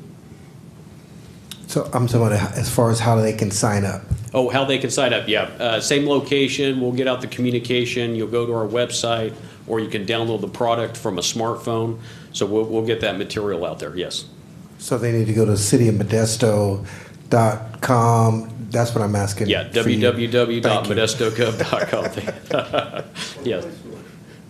Yeah, or one of our media outlet channels. Thank you. Thank you. Budget Director, you can continue. So the next question was about what the current fees on the credit card payments that the city is responsible for paying. So I'll bring up Deanna. Good morning, and I do want to acknowledge we did make a last-minute change. So on the utilities, the correct number in regards to credit card fees that the city of Modesto paid, and again, it's based on our current completed fiscal year 22-23, was $508,987, and then for our non-utility areas, it was $78,325. Does the Finance Committee have any questions? Question, is the fee, do you know what the fee is compared to the EFT fee for the checks? EFT is the next item. Oh, is it? Oh. Well, I'm going to ask that. You can either answer it now or the next item. So the next question is going to give you the percentage split of the different payment types that are being issued. Thank you. Any other questions from the Finance Committee? Not at the moment. Does the council have any questions of the director? Seeing none, I'll open it up to the public. Any member of the public who would like to speak on this item? Seeing none, close public comments. Ask Finance Committee for further comments. Seeing none, City Council for further comments. Seeing none, ask the director or budget manager or the director to continue with the EFT payments. So the next question was, what is the percentage split for EFT payments compared to credit card payments that the city receives? So what we did was we provided a breakdown of all of the different payment type options that our customers can pay, whether, again, for their utilities or any type of other services that they're paying. So we did capture all of the different options. So we still get cash payments, which makes up about 2%. Check, cashier check, money order is 23%. E-check is 15%. Credit card is 45%. Direct deposit payment, electronic file, or we refer to as ACH, is 14%. So again, that provides the breakout percentage of, again, the different types of payment options that our customers pay. Finance Committee have any questions? Yeah, it's not, okay, so if I had paid $100 on my credit card, what's the fee going to be on that $100 to the city? And then also if I pay $100 on e-check, what's the fee to the city? So I want to reiterate, and I have my managers behind me, so it's not as easy as just saying it's this type of fee. Because if they're paying a service on their credit card for utilities, we actually get a lower fee rate. If they pay it on a different type of service, it's actually a higher percentage that the city would be responsible for paying. So again, it does vary. The interchange rate is not as an easy, again, percentage fee that I could just say this is the exact amount. But again, it does vary. I can have one of my managers come up to give you a So let me ask ball. this question. So is e-check percentage lower normally than credit card? 100% correct. Okay. My question in regards to these 5 different types of payment modalities, payment types, which ones are new? Because we haven't always had these options. In this past year, I thought we started incorporated or offered another. Are all these, we've always offered them? Correct. Yeah, nothing's changed recently in regards to the different payment options. We did transition in regards to getting a different provider to assist with the transition of our online payments, but that did not stop the different types of payment options that you're seeing. Because we do have to have third-party vendors to help with the processing of those online payments. And that's an agreement that we did bring forward to council not too long ago. Okay, thank you. Does council have any questions of the director? Yes, Mr. Chair. So are we still referring to about 70,000 residents or households, or is there more? When it comes to our utility customers, it's a little over 76,000 of customers. Okay, thank you. No problem. Any other questions of council? Seeing none, open to the public. Any member of the public would like to speak to this item? Seeing none, close public comments. Ask Finance Committee for further comments. Seeing none, ask council for further comments. Seeing none, next question to be answered, what is the loan repayment schedule for the treatment plant, and when will the repayment be completed? So I will actually answer this question for Will Wong. So to actually give some background in regards to the original funding source that was used for the financing for the tertiary treatment plant, we actually did pay off the SRF loan. We hear the negative impacts with COVID. We actually got a benefit with COVID because interest rates dropped significantly. And based on that, we were able to coordinate with our financial advisors, and we actually did refinance the SRF loan and transition it over to a revenue bond. And again, based on the savings, I just want to acknowledge we did generate an annual savings of about $510,000 with this refunding. But to answer the direct question, again, there's the amortization schedule of the payments that are remaining, and the last payment of that new refinancing bond will end on November 1st of 2035. Does the Finance Committee have any questions of the director? Does council have any questions of the director? Seeing none, open to the public. Any members of the public who would like to speak to this item? Seeing none, close public comments, and ask Finance Committee for further comments. I have a comment. Go ahead.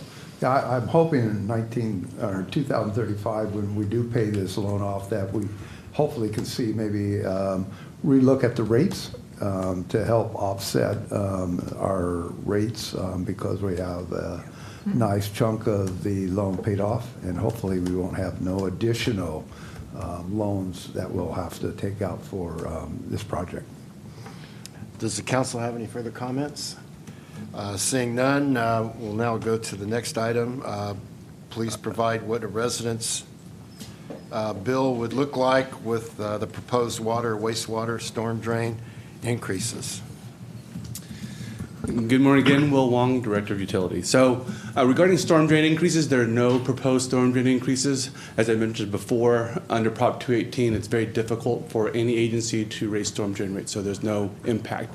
In regards to the wastewater rates, you'll see that we are looking at a $1.57 increase between this fiscal year and next fiscal year. So that would be, like I said, $1.57 per month. In regards to water, if you recall, the water rates are broken up into two components. You have the volumetric rate, which is the cost associated with producing water, and we're going to go from $2.11 to $2.20, which is a 9-cent increase in the volumetric rate that we're looking at. And in terms of the fixed monthly charge, which applies to non-water production, such as utility billing, administration, non-water production, we're going to go up $1.73 per month. So that's your base rate. So an average customer uses about 1,500 cubic feet per month. If you recall, 100 cubic feet is 748 gallons. So we are going to go from a average bill, residents will see an average bill go from $70.20 up to $73.28, which is a $3.08 increase per month. As a reminder, there is the city's utility billing assistance program for qualified applicants that they can apply a $45 credit to their account. And I'd be happy to answer any questions. Does the Finance Committee have any questions of the Director? Council members have any questions of the Director? Open to the public. Any member of the public would like to ask or speak on this item? Seeing none, close public comments. Ask Finance Committee for further comments. Council for further comments. Okay, next, Don, go ahead. Did you cover all three questions with that, Will? There were like three questions here on. Yes, sir. It covered all three. Yeah, storm drain, water, and wastewater, Got it. yes. Okay, thank you. And then I just want to say that we have one more slide on this presentation that we had to add, and we're bringing down new copies right now. So you'll have it for your packet, but we had to add it for the report back for today's item. Okay, but we can continue on now with new business? We have one more slide. So on the report back, the question was asked about providing ARPA guidelines. Oh, gotcha. Yeah. So I'll bring Deanna up to answer that question. Thank you. So the first four bullets, again, were defined under the original Treasury guidelines. So the first one is related to replacement of loss for public sector revenue. So that specific area was based on a calculation to demonstrate the loss of revenue impacts that, again, we could demonstrate for City of Modesto as one option, or the other option was to just take a flat allowance of $10 million.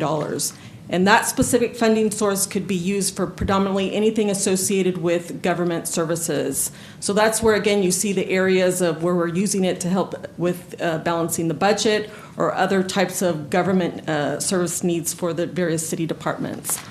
The second bullet that you see there is responding to the far-reaching public health and negative economic impacts of the pandemic. So again, this is just addressing communities, could be addressing businesses in regards to their financial loss impacts that they're dealing with, again, related to the economic impacts related to COVID. The third bullet is associated with the premium pay for the essential workers, and again, that goes towards the hazard pay that we identified in one of the programs for the City of Modesto. The fourth bullet was associated with investing in water, sewer, or broadband infrastructure. So again, it could be a variety of different improvements associated with our utilities, or in this case, we linked it related to the Wi-Fi. And then the last three bullets were ones that were actually added by Treasury last year. The first one is associated with emergency relief from natural disaster. So if another emergency disaster occurred during that time period, that again, still obligated by the deadlines, again, we could capture that as a funding source related to ARPA. Surface transportation projects could be identified again as an option. And then Title I projects associated with eligible requirements under our various HUD programs was also added as part of those last 3 items that were added last year. Okay. And I'm more than happy to answer any questions. Does the Finance Committee have any questions of the Director? Yes, thank you. Thank you, Chair. Surface transportation projects. What is a surface transportation project versus a transportation project? It would be more like street-related type projects, roadway type projects would be under that arena. But from City of Modesto's perspective, we didn't incorporate any types of surface transportation projects because of the Measure L funding that is primarily used, or grant funding that's used that would fall under that specific eligible rule. But if the going gets tight and we could find a myriad of surface transportation projects within the city to utilize ARPA funding if we need, if we, yeah, okay. Finance Committee have any other questions? Okay, council members have any questions of the Director? Seeing none, we'll go ahead and open it up to the public. Any member of the public would like to speak on this item?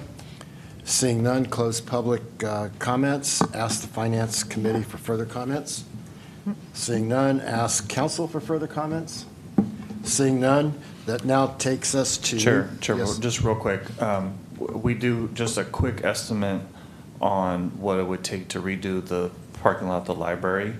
Depending on what we do, could be anywhere from over $100,000 to over $500,000. We need to do an assessment of the parking lot. Wow. But it could potentially cost upwards of $500,000.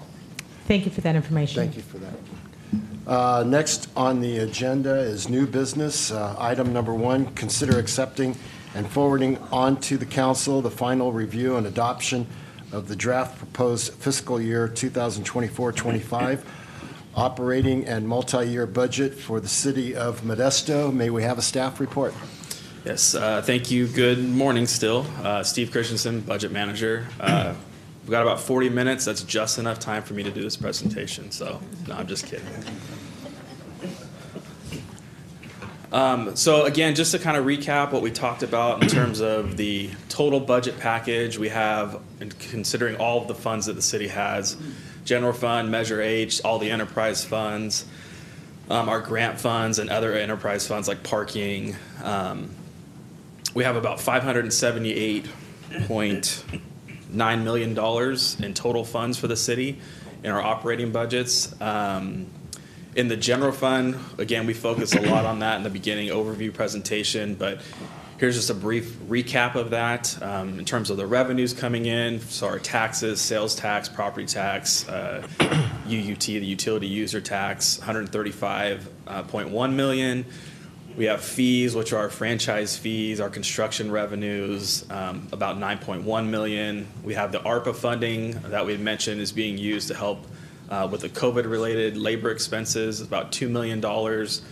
Departmental revenues, so again, that varies across departments. You have miscellaneous revenues, permits, fees in that departmental revenue number, as well as the contracts for the fire department with the other agencies. So that's $39.1 million.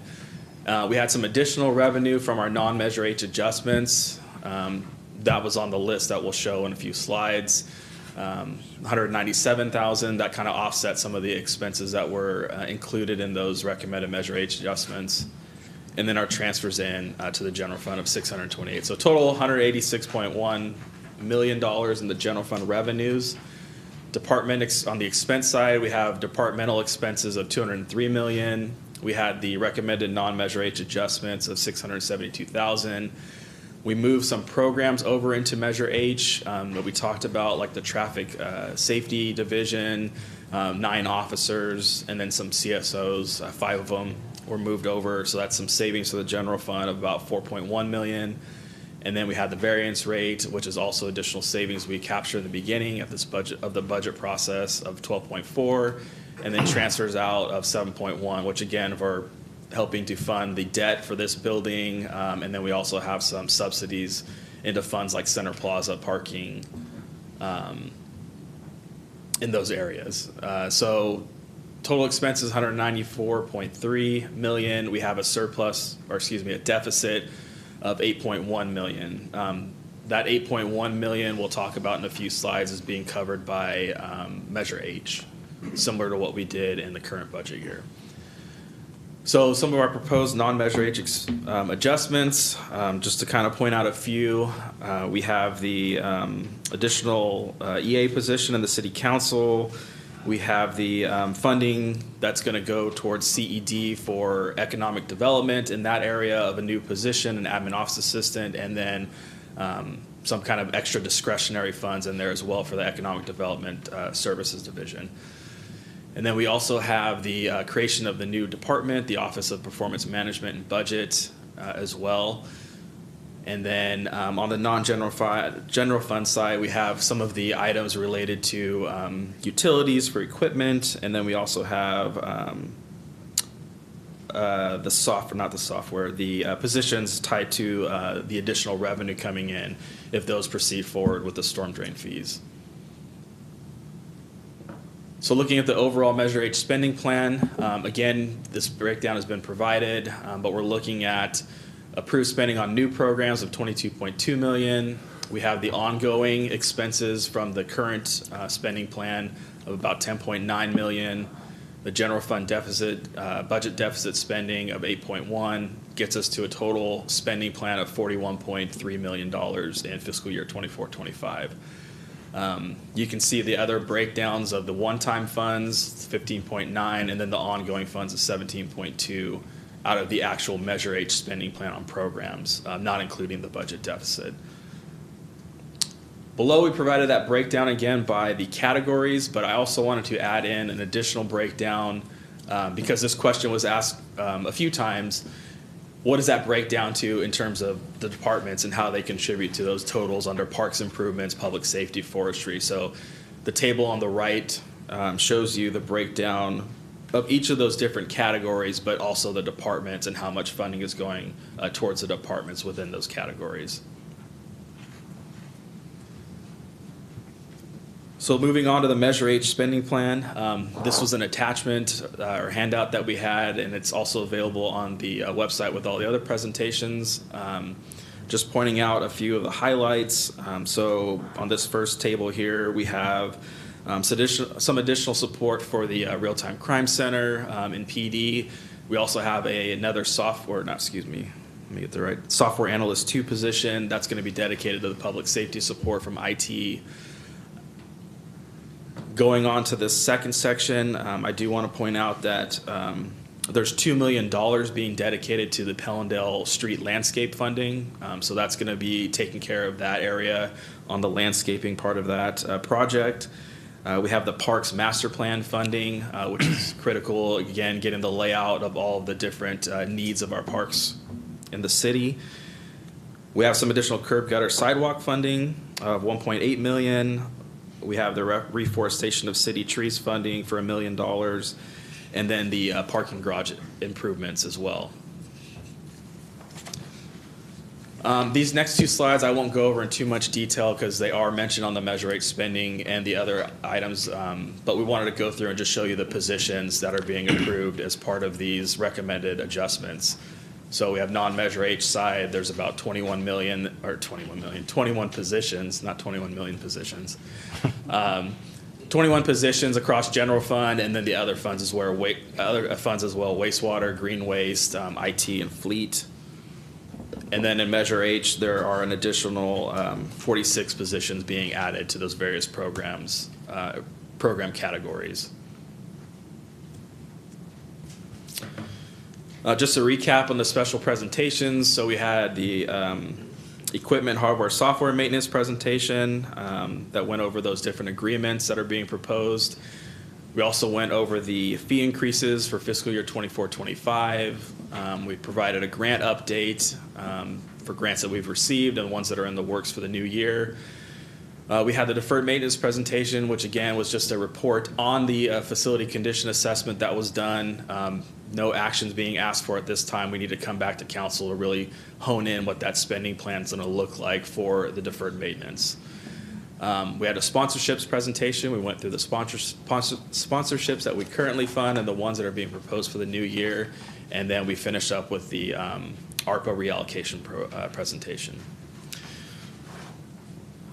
And then before I go through and read all these recommendations, or actually bring it back to you to council, I just want to thank the committee chair, all the council members for all the time that you spent here this week. I think this is the first time that I've been here that all of you or all of the council members have actually been at pretty much every meeting. So I appreciate that. I'm sure our staff does as well.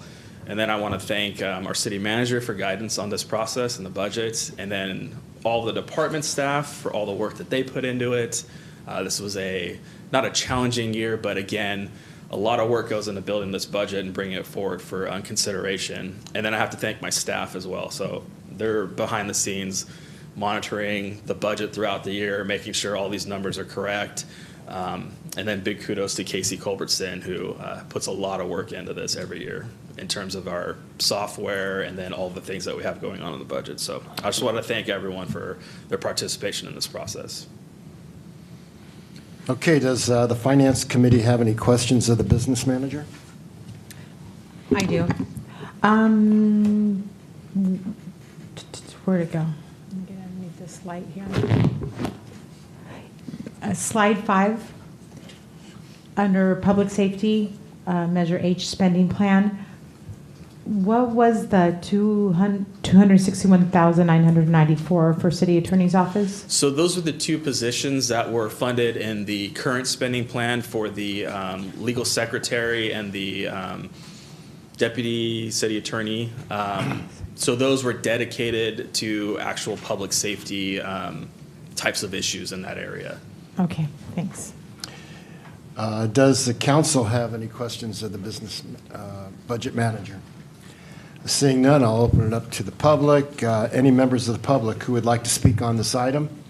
Seeing none, I'll close public comments. Ask Finance Committee for further comments. I do have a comment. Yes. I want to compliment you and your team on putting on a wonderful presentation. This took a lot of work by a lot of people, and you guys had a lot of balls up in the air, a lot of specificity, number crunching, and you made it you made the data understandable to us, and it just took a lot of hard work, and I really appreciate the effort that everyone put into this. I'm not a numbers person, as some of our other council members definitely are, but it was palatable to me, and I appreciated being informed, and I appreciate your effort. Thank you. So thank you very much. Thank you. Council members have further comments? I have a comment. Oh, I'm sorry, go ahead. Yeah, I want to thank staff too for all the good information. I remember 4 years ago, when we, my first meeting on the Finance Committee, we were looking at what we could cut. It's, we went from, I think it was 157 million, 160 million. Now our budget is $194 million dollars, plus we have Measure H money. We're really seeing things get done. We're able to add more public safety. We're able to trim trees. We're able to take stumps out, fix sidewalks, where before we were, like the phrase I like to say is kicking the can down the road because we didn't have any money to do anything. So in the future, I see that we're going to start really taking care of some of the long list of items that we've deferred for years and years and years. So it's nice to have a breath of fresh air knowing that we have the funds to make this a better city. I'm going to be voting for the budget recommendations. However, I want to note that I do have reservations on the public library of $200,000. I feel that we have other needs in our city that are more important than us funding a project that's a county project when it comes to a county building. So I just want to make a note of that for the record. Council members have any further comments? Thank you, Chair. And thank you, Deanna and Stephen, for all of your hard work. I asked you the other day, I said, when did you start working on this? You told me it was all the way back into October of last year. And so that just shows your dedication. Unfortunately, we can't give you tomorrow off, but we can give you a free ticket to the 4th of July parade. But other than that, I want to thank all of the staff for all of their reports. And it's been a good form of information as to where we are, and I am really thankful that Measure H did pass, because this room would be doom and gloom if it didn't. So thank you. Council members have further comments? Seeing none, call for a motion. City Manager? Yeah, just real quick, briefly, Chair. I too want to express my thanks to everyone involved. Chairman Bavaro did a tremendous job keeping us on track. Making sure everything ran smoothly. I appreciate all your efforts there. Too, want to echo Steve's sentiments. The level of participation by the council is extremely refreshing. We want everyone to be involved in this process and really understand what we're what's involved in our budget, what's involved in our budget process. And then also I'd like to thank our staff.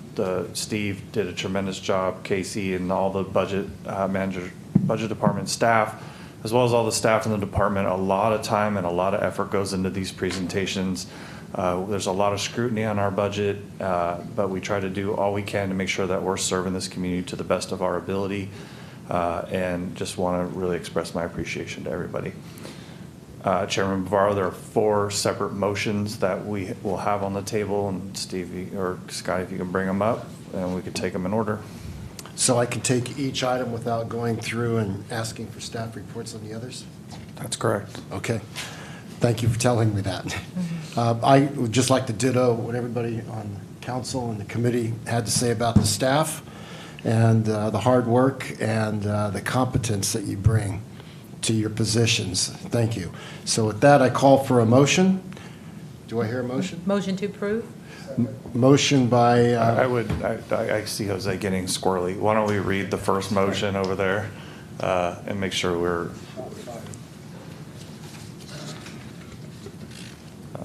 there you go. Oh, okay. I'm sorry, I didn't see that. No problem. Motion accepting and forwarding on to the council for final review and adoption the draft proposal fiscal year 2024-25 operating and multi-year budget for the city of Modesto. Is there a motion? Or do I need to read all 4? One at a time. One at a time. Do I have a motion? Motion to approve? Motion by Committee Member Ascuda Brayton. Second. Seconded by Committee Member Wright. May the clerk please call the roll. Finance Committee Member Wright. Aye. Vice Chair Scudia Brayton. Aye. And Chairperson Bavaro. Aye. Motion passed 3-0, unanimous. Second, motion accepting and approving the city pandemic recovery strategy, Modesto Forward, and the relocation of American Rescue Plan funds, and authorizing the city manager or his designee to carry out the necessary steps to implement the programs and funding allocations. Do I hear a motion? Motion to approve? Motion approved by Scooter Brayton. Second? Second. By Committee Member Wright. Will the clerk please call the roll?